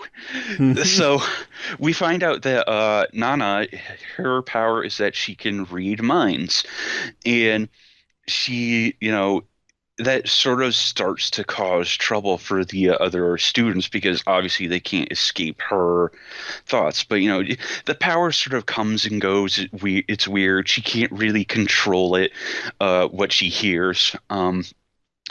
And she and Nanao go out to this like cliffside area, and they're having this talk about who should be the class rep, and it's like they're talking about oh, we should try and get along and be friends and whatnot, and Nanao takes Nana's hand and it's like, hey, now that I'm nullifying your power, are you able to think more clearly about things? And she's like, yeah, actually I am, and shoves him off the cliff. So it turns out that when Nana is hanging by a thread, like a literal rope at the edge of this cliff, being like, why? And Nana's like, I bet you're thinking to yourself, why is she doing this? And she reveals to him, guess what, fucker? I can't actually read minds. Uh-huh. So the first episode is this incredible piece of misdirection because the name of the show, Talentless Nana, well, the two quote unquote main characters kind of share a name. So when it turns out that, oh no, it was the actual name of the show, and we fooled you, twice, by the way. And she sends Nanao plummeting to his death on jagged rocks in the ocean below. It becomes very clear that this show is not what it seems on the surface. Nana is a fucking stone cold killer, and we see that like constantly. She is scheming like every moment of every day on how to get rid of all of the kids around her and throw the suspicion off her. Well, it turns out that Kyoya is not immediately, but sort of gets wise to her. And a lot of this show turns into this cat and mouse game between how long can Nana get away with it? How far can Kyoya get with trying to piece together what's going on? And he gets close several times. It's kind of goofy because at one point, because at several points he's right there. He's right there. But everyone is on Nana's side because, she, through being able to get everyone on her side, to become the class rep, is able to consistently throw suspicion off her until, like, later in the show where it becomes a lot more difficult to, and there's reasons for that. It turns the show into this, like, from being Index Junior to Death Note Junior. That's what it sounds like. Which is funny because Shoji Yonomura did some writing for Death Note. There we go. So everything has come full circle. Oh man. So the first 3 or 4 episodes is Nana figuring out ways to off the other kids. And sometimes it's brutal. Sometimes it's like, Jesus Christ, how did you think to come up with this thing? And the thing is, because she's not a mind reader, she's able to create the illusion that she is because she's super observant. And she's able to infer clues about people from what she sees and what she knows about them. And that's what makes her like really interesting, is because she can keep up that facade by looking around her and noticing like little ticks and mannerisms about each character. And I think that's what makes her makes her interesting to try and figure out. And we sort of see that there's this weird shadow organization that she works for that don't really know their aim other than it's to get rid of the talenteds. Because I was about to ask, is there like any motive behind it? Does she have a personal motivation? Because if it's just a contract thing, it feels a bit shallow. Well, there's a little bit that gets to that too. Okay. The motivation behind this organization is it the talenteds who are the enemies of humanity? They the bad guys all along? And there's this backstory that it's almost kind of like I guess the closest anime thing I can think of is with Promare, the difference between the Burnish and the regular humans, Mhm. where the people who are the talented just thought so highly of themselves that they decided to lash out against the normies, as it were. And that's what caused this like world-ending conflict, and why they have to train these kids in order to fight the quote unquote enemies of humanity, which spoilers, they don't really go into it to the show, but spoilers, it's the enemies of humanity probably are the talented, after all. Mhm. At least as far as I can infer from the plot that came up so far in this show. um it turns out that, yes, there is infighting between the talenteds even on the island itself, because we get to a plot where one of the other students was murdered, and it wasn't by Nana. It was by somebody else. And trying to figure that out turns into a murder mystery on its own. And Kyoya is constantly trying to pin the blame on Nana, and he can't, because there's no solid proof of it. And I don't want to give away what it turns out to be, but it's oh man, it's a wild. Again, that's a wild ride on its own. When Nana is trying to figure out everyone's talent, one of the people she logically has to go after is Kyoya, because he's so hot on her trail. But when it turns out she tries to blow him up basically in this supply shed with like a gas leak. Turns out Kyoya's talent is that he's completely invincible. That seems like a big problem if you want to off the guy. So you basically need to find a way for others to off him, or to off him for him to off himself, I guess. Yes. Hmm. And that becomes, the biggest problem of, everybody else has got to go, basically at first. But how are you going to get to that point when you're the most likely suspect? Um, one of the other key characters is this girl Michiru, who has a healing power, and it's funny because it's a little weird because her healing power is activated by her licking people. Um, Her name is Michiru Inu Kai. Inu, she's a dog. Michiru ends up becoming a pretty important character too, because when the others end up finding one of the dead poisoned corpses of one of the other students that Nana has killed, Michiru tries to find a way to bring this student back to life, and Nana is like, well, I guess you're public enemy number two now.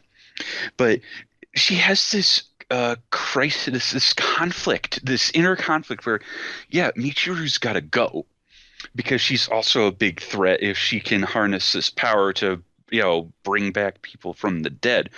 And she constantly thinks Michiru is out to get her, but it turns out, she just wants to be friends. And, because, Michiru trusts Nana. And, again, it's this crisis of character where she can't figure out what she wants to do. And it leads to this weird moment in the end that I don't necessarily think is earned or super well written, and I don't want to give that away either, but it I think it gives some precedence for more story to come, because this show was only like 12, 13 episodes, and there's still plenty of story to go beyond that. And a How lot of much this. exactly? So this got to it looks like there's currently 55 chapters in the manga, and this got to about chapter 28 to So, 30, in that range. So there's still plenty of story that can be told. is the manga finished? No, it's still running. Okay. Everything has been collected into, like, I believe 6 or 7 volumes at present. So, there's still definitely more story to tell, on both sides. Um, I has wonder how long you can drag that concept out, because Death Note got to a point where it just should have ended like a bunch of chapters ago, and it just kept going. Oh, and no introduce doubt. new characters. Like that show should have ended when L exited the scene. So Yes. I mean, I wonder if something like that could happen to Talentless Nana. they threw a little wrinkle in there because there's this character they introduce later on named Jin, who is the super powerful talented who can transform his appearance into other people. And not only does he transform his appearance, he also assumes their powers. So he's also something to be reckoned with, but it's not clear which side he's on. Mm-hmm. So I want to know more about him as well, because he's definitely a wild card. I kind of started watching the show out of curiosity, but it fucking hooked me, man, because everything that happened was like, I gotta know what's next. I gotta know because it wasn't, obviously the crux of the story is Nana figuring out who needs to get offed and in what order. But there's also other moving parts to this story that I think make it interesting. So they haven't announced a second season. I don't know if they will. I mean, it got pretty good ratings from what I can see. I don't know how the viewership was on it though. But yeah, I mean, I'm happy to hear that it's, actually turned out to be, a thrilling murder mystery thingy, with an edge. And An edge it surely has. yeah. I mean, did what you told me from, the first episode and everything, it sounded really interesting. And if the second season comes out, I might check it out. I like murder mysteries. I like procedurals and stuff. So this seems to be up my alley. I don't know why I didn't check out the first episode. Probably because I still had to catch up on a lot of shows for this review seasons, and I was like, I can't pick another one. I mean, and that's the problem, isn't it? Trying to narrow down what to watch. And I just kind of fell into this show because I was curious about it. And, hopefully there's more of it in the future. But yeah, if there's a second season, which I think the interest is at least somewhat there, I'll be there because I want to see, how deep this weird ass rabbit hole goes, and if Nana can actually accomplish her mission, or if there's some other wrinkles that get thrown in there. So, I want to see more of it. And it sounds like you're on board for it too if it comes back. So yeah, I think this is a show that's definitely worth checking out. Like I said, it had pretty good production values. I don't know the studio outside of, the couple things that they've done that, only one of which I've actually watched. Because I think a lot of Fairy Tail was headed up by A1, wasn't it? Yeah, A1 and Satellite, I think. I'm not sure. And then it looks like Bridge kind of swept in after to kind of help out more than anything else. But yeah, this was a surprisingly solid show that I think is worth checking out. And like I said, I don't want to talk too much about what goes on in the middle or what happens at the end. I'm sure with some of the things I've said, you can infer a couple of things that happen. But yeah, I think it's worth checking out. And if you're interested, it's on Funimation here in the US, and it's also streaming on Anime Lab, Anna Plus, Prime Video, and Wakanim, depending on where you live. So yeah, definitely give it a watch.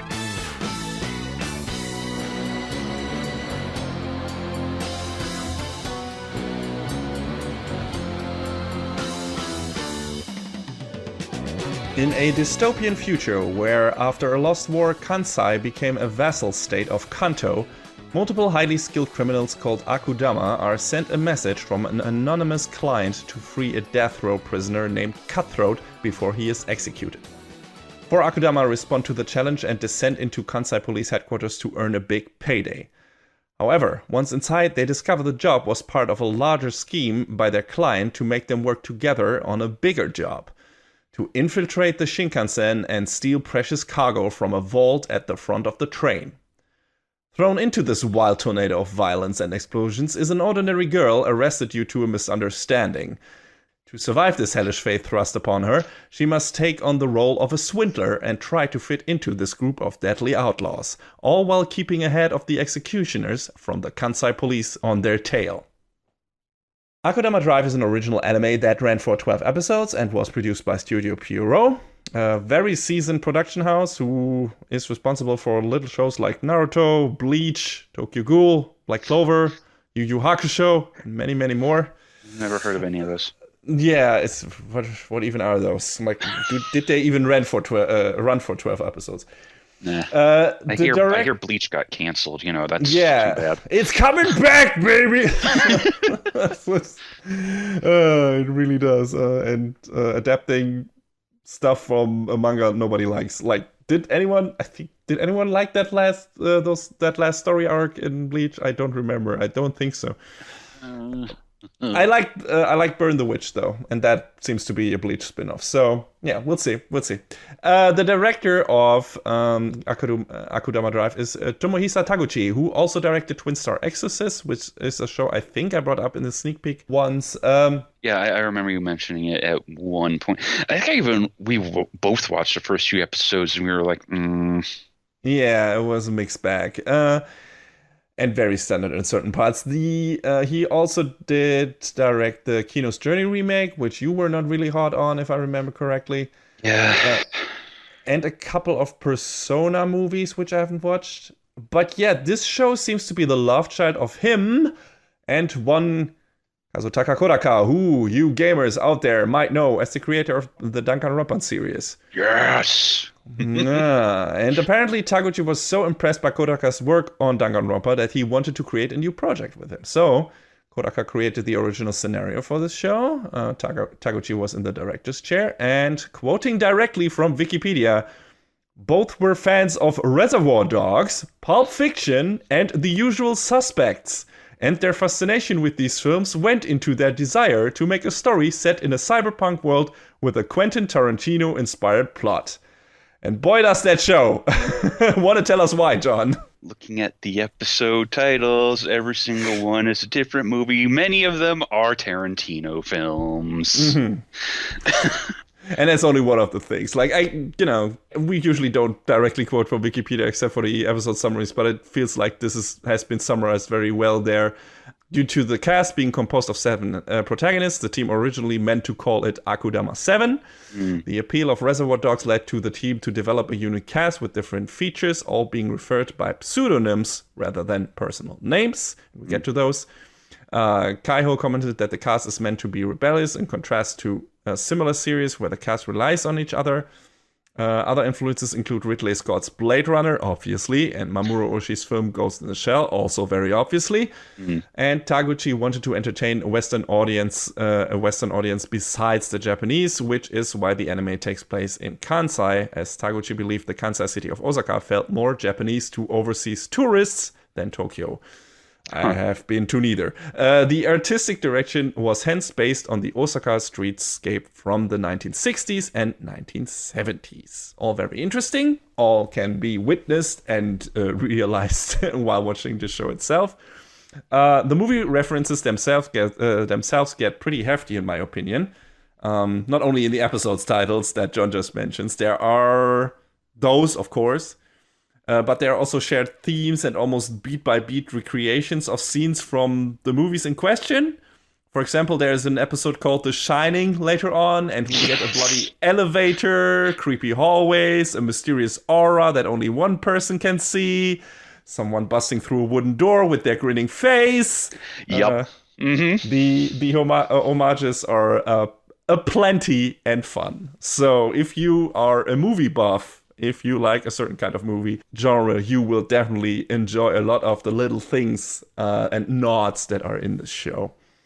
Also, the character designs, the high contrast neon colors, comic booky scene transitions, and bizarre shark and bunny mascot characters from a propaganda children's TV show inside the actual show feel like they are very much influenced by the style on display in the Danganronpa series. Oh, yeah. So, yeah, Kodaka's handwriting is all over this in more ways than one. Did you feel, you played the Danganronpa games, John? So did you feel like you recognized something, some common ground in there? Do you mean everything, not some things? Yeah. Okay. Well. I mean, I still haven't played V3, but yeah, from what I played of 1, 2, and Ultra Despair Girls, yeah, it's definitely this is Kodaka's work. It comes through very plainly, and I think it's neat seeing him take that and applying it in a different direction, a different story. That I mean, it's like a half a step away from becoming another Danganronpa, but it's unique enough to be like, yeah, this is its own thing. It's, got its own texture and flavor. So Absolutely, yes. And I mean, you also watch the anime series that continue or wrap up a certain part of the Danganronpa story. yeah. Is there any like close relationship to this that you, in terms of, I don't know, did Kodaka direct those himself? I don't remember. You reviewed those, but I forgot. He didn't direct them, but I think he supervised and helped do some scenario writing on them, because both of those were directed by Daisuke Fukuoka, who's done some other stuff like Yuki Yuna is a Hero, which that is an equally dark story. So Yeah, but the dark overtones and everything really like come through very well in Akudama Drive as well, among other things. I still want to play or at least watch someone play Danganronpa, because I'm not so much into visual novels, and that's kind of what that is to me. But the story always looked interesting to me from what I saw from it, and I saw part of the first game that looked really cool. So, yeah. All right. The animation in Akudama Drive is also pretty damn great. I mostly know Pierrot from long-term shonen, so when I think of their animation output, it's like 10 episodes of mediocre to bad animation quality, and then one episode where the Sakuga explodes off the fucking screen, and then the cycle repeats. So seeing them deliver such a consistent high quality level of animation was a nice surprise. yeah, this show was nuts on the production. Yeah, like I mentioned before, the colors are vivid and bright, the neon-lit streets are cool and ooze the nice cyberpunk atmosphere you would want from such a show. The character designs are sharp and distinctive. The fights mostly look really damn awesome and are directed and staged super well. There's some stilted animation here and there, but it's barely noticeable with everything that is happening on the screen. Also, I love the banter between the characters in the fights. It was really well done, in my opinion. But yeah, the action animation direction was done by Yoshihiro Kano, who also was responsible for the action animation in some episodes of Hunter x Hunter, the remake, and SAO Alicization. Both shows have top-notch action scenes, so that explains a lot. One of the standout fights that got stuck in my head in Akudama Drive is set in a hotel room that turns blue during the course of the fight, and then some hologram stuff emerges from the ground. It's extremely cool looking shit. I don't know, what was one of your favorites animation-wise? Man, there's a lot of good shit. We have one of the fights in the category for best fight scenes of the Anime Awards, and that is definitely that's all right that it's in there, without a doubt. Oh yeah, definitely. I think, yeah, that's a really great fight, that one. And I mean, I don't know. It was really hard for me to think about and pick like one that I really think stood out the most, because every one of the fights in this show is a fucking feast, dude. I feel like all of them are pretty damn fun. I think my favorites are the one in the hotel and in the train. They're really great. And, the finale is also fucking crazy in terms of what is happening. Yeah, in general, I thought the animation was great, and I thought the fight choreography was fucking nuts in parts. So the soundtrack also rocks, literally. Composed by Maiko Iuchi, who also did the music for the Raildex franchise. So, John, you should be very familiar with her work. Oh yeah, her work is awesome. She's done a whole bunch of other good stuff too, like a show that nobody really talks about, Dog Days. It was this like side show that Seven Arcs produced kind of in their spare time, but that show also has some great music and some like unsuspectingly great animation as well for a show that's like definitely not a main project or work for them. Hmm. But yeah, one of the other musicians was Shigekazu Aida, who doesn't really have much credit to their name, but also some great work there. So Yeah, definitely. I loved the soundtrack a lot. I thought it was doing a lot to enhance any specific scene, and yeah, I especially in the fights, just amazing. So yeah, story-wise, this got, just like we said, it's heavily inspired by a lot of Tarantino movies, and this kind of things. You have like, it's a very ensemble cast in a way where you have like a bunch of different colorful characters. In this case, all criminals to some extent, with different backgrounds, with nicknames. Like you have Courier, who has like this cool Spider-Man or Bionic Commando type motorcycle that shoots out these grappling hooks that he like basically can jump from building to building with. And then you have Brawler, who is, well, a brawler. He's just a super strong guy who can punch pretty much everything, and is ridiculously powerful. You have obviously a hacker guy who has a bunch of techno gizmos and can hack into anything and control machines.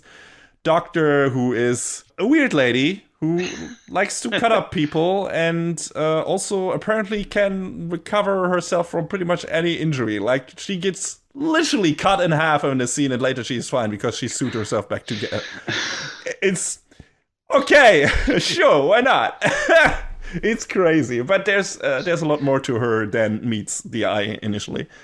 Then we have Cutthroat, who is the guy they are freeing, who's basically the final component of the team, that their contractor, that the guy who basically set up the whole thing, who talks to them through the voice of a robotic cat in the beginning. It's just called Kuro, I think. Mm. And yeah, who has set up, and Cutthroat is the guy they're trying to free. He is about to be executed, and then they break into the police station and free him. And he is your basic serial killer with knives, throwing anything, killing anything in his way. And he is an impulsive child, I want to say, that in more ways than one. He has to press anything that is red, and we later learn why he is so obsessed with that, and it's very unsettling, to say the least. And I mean, you could guess from his setup and everything, but it gets really, really dark and really, really bad. And then we got the less, let's say, competent and or threatening characters of the bunch. The first one being Hoodlum, who is like the small-time criminal who seems to have only like maybe robbed the bank or something, if at all, or has done some con jobs and stuff like that. He wants so bad to be a Yakuza tough, and he's just not. Yeah, he got his pompadour shit, his Yankee haircut and everything, but yeah. And the last one being the unlucky normal girl, Swindler, who meets Courier in the beginning and sees that he accidentally dropped money and wants to give it back to him, and he doesn't want to take it. And then she thinks that it would be bad to pay with that money for her. What does she order? She's some street food. Takoyaki, I think. Takoyaki, right. And then she gets arrested for stealing or something, or for wanting to swindle a woman out of her money or whatever. It's a giant misunderstanding, but which is also important, to the themes of this show and the story. Giant misunderstanding, and she's immediately treated like a criminal. So who are the real criminals in this show? And then gets basically thrown into jail, and nobody. The robots won't listen to her or whatever, who take on the cases or whatever. And then she gets roped into all this shit when the Akudama attack the police station. So now she has to find a way to survive all of this crap. And yeah, she just pretends to be one of the super criminals called Swindler, who lied her way. She's so good. She pretends to be so good at attacking that there is no bounty on her head because she got everyone fooled and everything. She's like the perfect swindler. And for some reason, the guys believe her, which is a bit of a stretch. She's not that good of a liar, just in general. And it's really weird that they're so willing to believe her and not seeing her for what she is. Just a girl who got accidentally roped into all of this. And I think Hoodlum might figure her out because he's kind of the same type. He also is lying a lot and pretending to be stronger than Brawler and everything. And Brawler's the super idiot who believes him. But, it's like, why does nobody get that this girl actually can't do anything? At least in the beginning, because she gets really feisty and she's quite intelligent and actually figures out a bunch of stuff about certain situations and helps the team actually to get along. I think she actually becomes, that's the whole story, a swindler in more ways than one, and actually adapts her persona, and later becomes that character. It's really cool. She's probably one, if not the most interesting character about the show. She's the main protagonist for all intents and purposes. And yeah, seeing her journey is pretty enticing and engaging. I also like, just in terms of style and animation, the comic booky introduction screens for every character. It's like these cover pages or splash pages, like right straight from an American comic book, that they get not only for our protagonists, but for some of the antagonists as well. And they do something with that at the end of the show for one of the characters where it's like, this is... Finally, we see that as well, and it's really cool. And they did the same thing in Into the Spider-Verse with Miles Morales, and it is just as effective here as it was there. So I like that a lot. I think that was really cool and a well-done design choice. And yeah, in general, just the comic booky aesthetic of this and the cool comic booky scenes transitions in the show are really damn cool.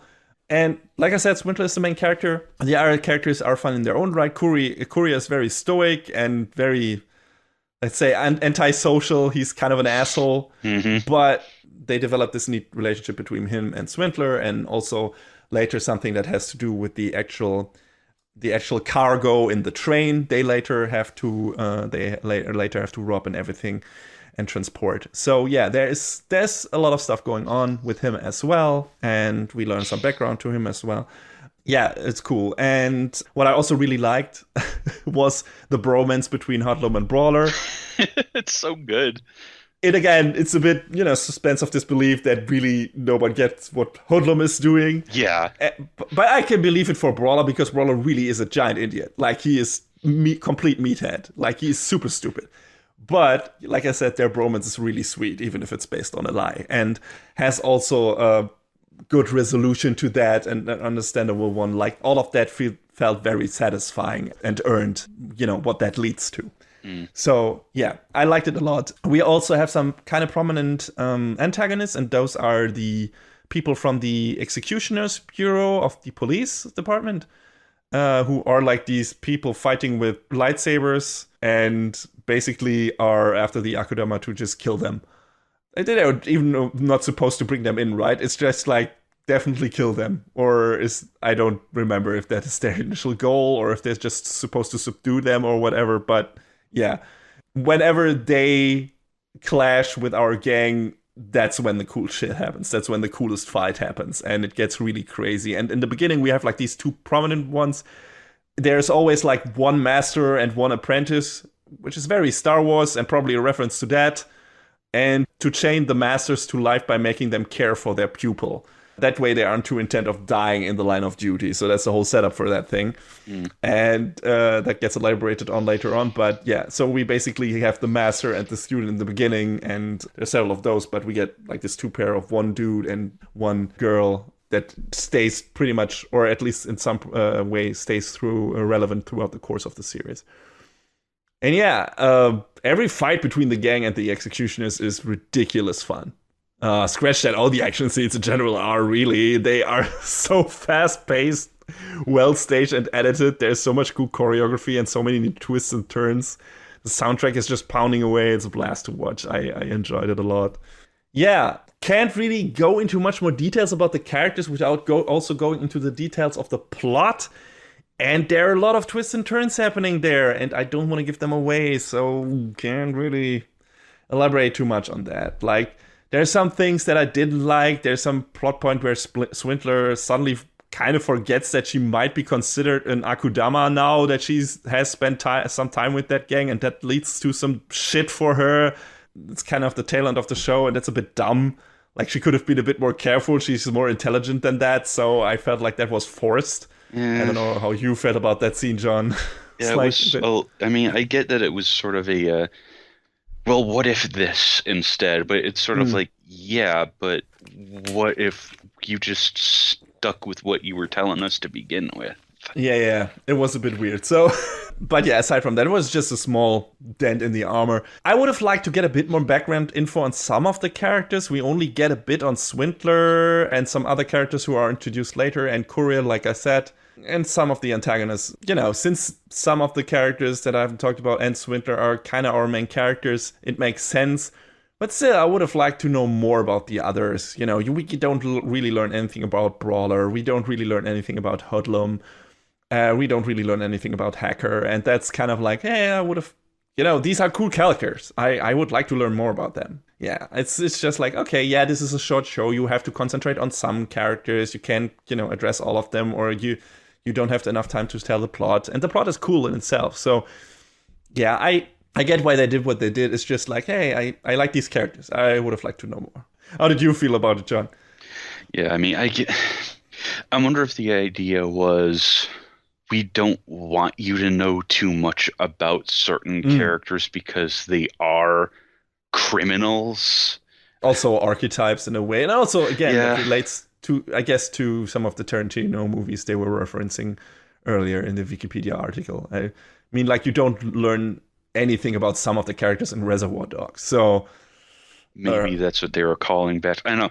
It's hard to say, but I get where you're coming from, where some of the characters you'd want to know a little bit more about, but an artistic quote-unquote decision, I guess. Yeah, it makes sense. It's not like this is a giant, oh no, why didn't you tell me more about that and that character? It's just like, hey, it would have been cool, but also it's not a problem that it's not in there, really, because the characters that we learn something about are strong enough, and the characters we don't learn anything about really are strong enough just by being there. And so it's fun. Regarding the plot, the setup, like I said, is pretty simple. The Akudama get pretty much a giant money contract with, like, get messages like, hey, free this guy from the police station, which turns out to be Cutthroat. And then once they get there, they get these collars, which makes them that around their necks that explode if they don't do what their contractor says, which makes them an actual Suicide Squad. That's basically that. So one of the episode's titles not being that was kind of weird to me. Like, it should have been the title of the second episode, should have been Suicide Squad, or the first one even. John and I always were waiting for, it's going to be the next episode, or the next episode, or the last episode is going to be, the title of the episode is going to be Suicide Squad. And it never did do that. So I was like, that was the first reference. I was like, yeah, that's obviously referencing that. And we never did that. Missed opportunity. So, yeah, really missed opportunity. Super weird. I don't know. But yeah, so they get these collars and are told, hey, now you'll get more money, but you have to actually do what I tell you to, or you will, your heads will explode. So they reluctantly agree. And the new job basically after freeing Cutthroat is robbing the Shinkansen, which is in this world this weird object of worship. Like, there was this war between Kansai and Kanto. Like I said in the summary, Kansai lost, got a new bomb dropped on them, and were rebuilt by Kanto, who have used propaganda to become saviors. But actually, they just want everyone in Kansai to be their workforce and do their bidding / worship them, it seems like, in the beginning. And there's also some deeper motives there, but you get the idea. I'm gonna go out on a limb here and say there might be a bit of criticism against the United States in here, but hey, maybe I'm imagining it, but also considering what is happening at the end of the show, maybe not, because it feels very much in the zeitgeist. Then again, the themes on display throughout the course, and especially the end of the show, are very inherent to the cyberpunk genre, I guess. So I'm not sure about it, really. Something the cops do at the end has some real 2020 energy, is all I'm saying. Yeah. Ooh, I almost forgot entirely about that. Thank you for reminding me. Yeah, I think your direct quote was, well, that show definitely gave more meaning to the term "fuck the cops." Oh yeah, that's right. I called it ACAB Dama Drive, Okay. or depending on how you say it, because some people say it differently, ACAB Dama Drive. All right. Well, yeah, that's definitely in there. So this is that's why it's so difficult to rob that train. And there's a lot more connected to that, and especially to the cargo they are supposed to get from that train. But and there's a deeper mystery behind it. But actually going into it would be huge spoilers, so can't really talk about it. But it's very interesting, and there's some really cool shit happening with that by the end of the show, and some really dark shit, related, especially to that cargo. Holy fuck. Woof, okay, and to Kanto in general and what their motives are and all that shit. It's a wild ride. Also, talking about the propaganda thing, and I mentioned them before, we get filled in on important facts, and world building is also done by these stick figures from a propaganda's children's program. That's what I meant when I said that's also one of the things that feel very Danganronpa with, related to Monokuma and everything. And yeah, it's like these shark and bunny stick figures, and they're also like, hey, Kanto is like, oh, Kanto, they're the best, and Kansai is like this lawless country, and fuck them, and fuck the Akudama. I mean, but I don't. Yeah. It seemed like Shark and Bunny kind of had a little bit of a turn later on, though. Sure, they have a turn in a way, but that is also kind of forced by someone else. So it's really cool. It's like a cool, neat. It's a neat aesthetic and artistic choice to put it in there, because it doesn't necessarily clash with the style of the rest of the show, but it's always kind of this weird disconnect where it's like, you have this straightforward action show, and suddenly there's this weird children's TV educational program thing that fills you in on the details of this world. And it's like, okay, sure, do that. It's in the beginning you don't really know how to feel about it, but it's super weird. At some point they wear shirts. One says Hedo and the other one says Nism, I think. So hedonism, I guess. Yeah. That of course also relates to the themes of the show, but it's it's really weird, but it's also really cool. Also, apparently the moon has been destroyed by the war. Sure, why not? Yeah. Why?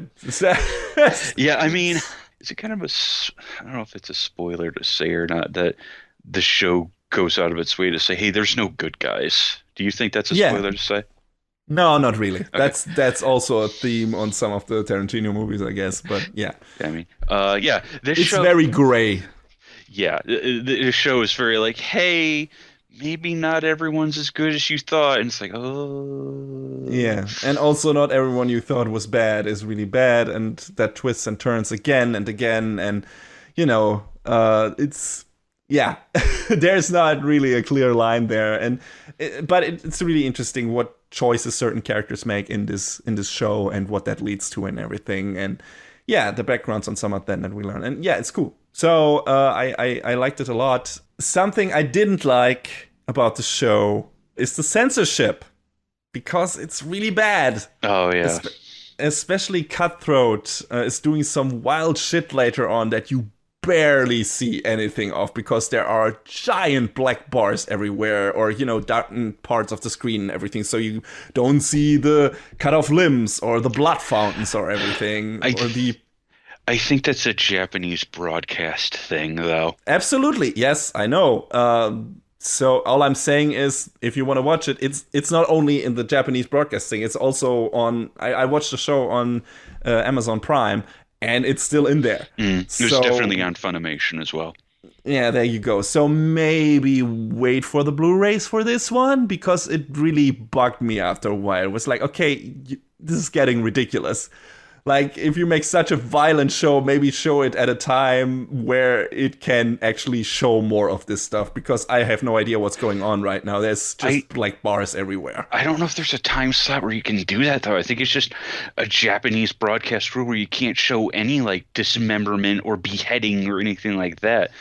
I mean, which, okay, fine, but I don't think it falls under the equally stupid angle of we can't show Jotaro smoking. Yeah, that was weird. That felt more like an American thing to do. I don't know. Japan doesn't really have a problem. I feel like Sanji constantly smokes in One Piece, and that's a kids show. So I don't know. I think it's very dependent on where the show is actually being broadcasted and what time slot for some reason, or in what context. I don't know. It's weird, and who does it? Because Berserk is a super violent show, and if I remember correctly, that new shitty adaptation wasn't censored really. Well, there was some parts in there that were censored, yeah, definitely. But the usual guts cuts of people's heads and shit like that, I think wasn't. So I don't know. Some parts it seems to be very dependent on where it's running, and if there's a separate broadcast versions from the streaming version and where that shit is streaming. So it's weird. It feels like there's not really a clear through line here. But yeah, if right now you can only get Akudama apparently in the heavily edited version, so maybe wait for the Blu-ray version on that if you want to experience it in its full violent, gory glory. And don't get me wrong, the show was super entertaining and fun despite that, but it's probably even more fun without that censorship in there. If you're not squeamish or faint of heart or something like that, or easily turned off by super violent scenes, because there are a lot on there. A couple of things I liked about the show, besides everything, is at some point there's like this bento box introduced and that can create almost any food out of thin air. Yeah. Can I have that, please? Yeah, come on. That would be my dream. I would give up so many things to actually have that, like a portable whatever that thing is called in Star Trek, where you actually can create any food that you like. It looked amazing. Yeah. It was like this. It didn't even look like cheap food. It looked super delicious. Just imagine what food you want and biggity bop. There it is. Yeah. I loved it. It's great. That's the thing I think both of us really like is they changed the OP to account for a change in later episodes, which is always cool when you see that kind of attention to detail. Yeah, there's been a couple shows lately that have done that where they've made small changes to the opening sequence because of things in the show, and it's like I eat that shit up, man. I love that. The most recent one that did it was Yuru Camp, where every episode, Rin is looking at different photos on her phones, and I didn't realize it until 8 episodes in, and I was like, shit, have they been doing this the whole goddamn time? And yeah, they had. Another reason to not skip OP is on this one, on JoJo's, on, Eurocamp apparently. And yeah, it definitely, if you watch the show, be on the lookout for that little change. I think it's fun when they do that. Jujutsu Kaisen did it as well in the first OP. Back Arrow is also doing it, where they're keeping some characters in the shadows and revealing them bit by bit when they are introduced in the actual show. So yeah, that's cool stuff. It's just fun to actually do stuff like that, incorporate stuff from the actual show into the OP and change it. I think that's always a fun, creative choice. I mean, one of my favorites of all time is, and it's a fucking pull, is a Scride, where there's changes every episode. They sing different parts of the song every episode. It's like, Jesus. Really? Yeah. I don't remember that anymore. I always wanted to go back and watch Scride again. I probably hate it now that because it's of on certain Blu-ray. characters. It is, actually. That's true. I should fucking buy it because... Yeah, it's one of those shows that's like, yeah, that's super up my... And I remember really liking the finale of that show. Like the final fight was one of the most epic things I've ever seen. Like these 3 stages where the main characters fight in their 3 different versions of armored and not armored. Yeah, it's... and it was one of the first anime I watched ever. Just, still when... Downloading my shows on WinMX. Oh my god. Do you remember that shit? A little bit. Yeah, there you go. That was even before eDonkey. Back when, you didn't... Kids, can you believe it? Back when you weren't able to get your hands on the newest cool anime by legal means, just by subscribing to services like Crunchyroll or Wakanim or Funimation. Yeah. Anime... God, I know we've talked about this before. Anime is great. And the fact that it's mainstream now is great too, because that means a lot more shows get licensed a lot more quickly and Mhm. easily. And you can watch it at the same time that it airs in Japan. You don't have to fucking hunt around for the stuff that's airing. There's 5 different groups subbing it. Which one do you go with? Which one is the best quality? So you have to download the same thing 5 times and be like, okay, I guess I'll watch this one. But they work at different paces. So when am I gonna get to actually watch my show? Fucking, oh, it's so good. It's so good that we live in a world of fucking convenience now. Yeah, and every time someone like Netflix comes around and reminds us of the old days, where it's Ugh. like, wait, what do you mean I can't get it now? It's like we get super mad at it because we are so used to this convenience now. Yeah, I totally want to subscribe to Netflix and a VPN so I can watch Beast. Man, fuck you. Fuck you. Yeah, yeah, but luckily there are just pretty much the only streaming service that does this shit. Mm, Really, and they don't get that many shows. They true. always get their hand on a show that I definitely want to watch. So they get me mad several times. But aside from that, yeah, it's the most stuff over here goes to Wackenham at the moment, and also I'm miffed about that because they don't give me English subs, and I'm so used to watching Really? shows with English subs right now. Yeah, they only have German ones, Ah. and I can watch. Man, German is my native language, but so I can watch stuff with German subs rather than German dubs. Oh God, but but uh, but it's still weird because I'm so used to watching anime with a Japanese dub and English subtitles because that's how when I really started watching anime, like online and downloading the fan subs in English and stuff like that. Back when fan subs still were bad and not just rips of the actual subs from Mm. stuff like Crunchyroll and shit. But yeah, so I'm so used to this by now, and the phrasing, the way this language works in conjunction with this medium and everything. So suddenly reading stuff in German feels super weird sometimes, and the phrasing they use there and the translation they use there, and it's so like, this feels really weird, and this sounds more silly than it should be, and it doesn't sound as cool as it does in English. So Mm. it's really weird. But still, I'm very happy that we are getting so much stuff at all over here, just in general, the day it comes out in Japan. So yeah, that is like complaining about that, like we complain about Netflix again. First world problems, obviously, but you can always do better. So we will keep complaining about it probably Yeah. until Netflix changes their fucking song. Anyway, yeah, I don't think. Yeah, there's still a small bit that I really liked about Akudama Drive. To get back to the actual topic at hand, Hacker comments on the final big reveal of the show, or one of the final big reveals of the show, being an overused sci-fi trope. That made me chuckle.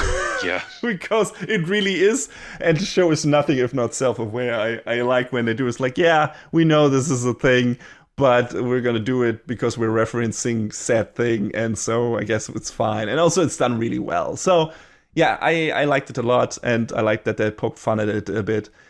It's good. The show feels, despite it being mostly an action show, it has an intelligence to it, and is having some fun with all the stuff that it's doing in terms of references to movies and all that shit. And, cyberpunk as a genre. Yeah, and considering, thinking about how it wrapped up, the final episode feels like tragic, bittersweet in a way, but satisfying. So I liked how all of it came together in the end and how it wrapped up. I don't know if all people will feel like that, depending on what they expect from this show. But I think the signs where this is going are pretty clear from the get-go. So Mm. I don't know if you should be too surprised about how this all the shit wraps up by the end. So yeah, I liked it a lot. I think this was a cool little show. Cool comic booky cyberpunk aesthetic, fun characters, wild action and fight choreography, some neat twists and turns, a couple of substantial themes tackled. It's pretty much a thrill ride from beginning to end. It wraps up, like I said, on a bittersweet note, which I would expect from something in this genre, but I enjoyed this little neon series a lot, and I think John did as well. Oh yeah, definitely. Another show went into not knowing exactly what to expect, and I think we got something pretty damn good out of it. Absolutely. If you want to check it out, it's on a bunch of services in the US, I think. John, I'm not sure. It's on Amazon Prime Video in Germany, like I said, but I saw a bunch of familiar icons on the live chart thing. Yeah, it's on Prime Video, Apple TV apparently, Funimation, and Hulu here in the US of A. Yeah. And I think if you like action, cyberpunk, cool designs, movie references, or movies of a certain ilk in general, you will like this a lot, as did John and I. And yeah, remember, picking up drop money is bad luck, but it also has the power to change lives.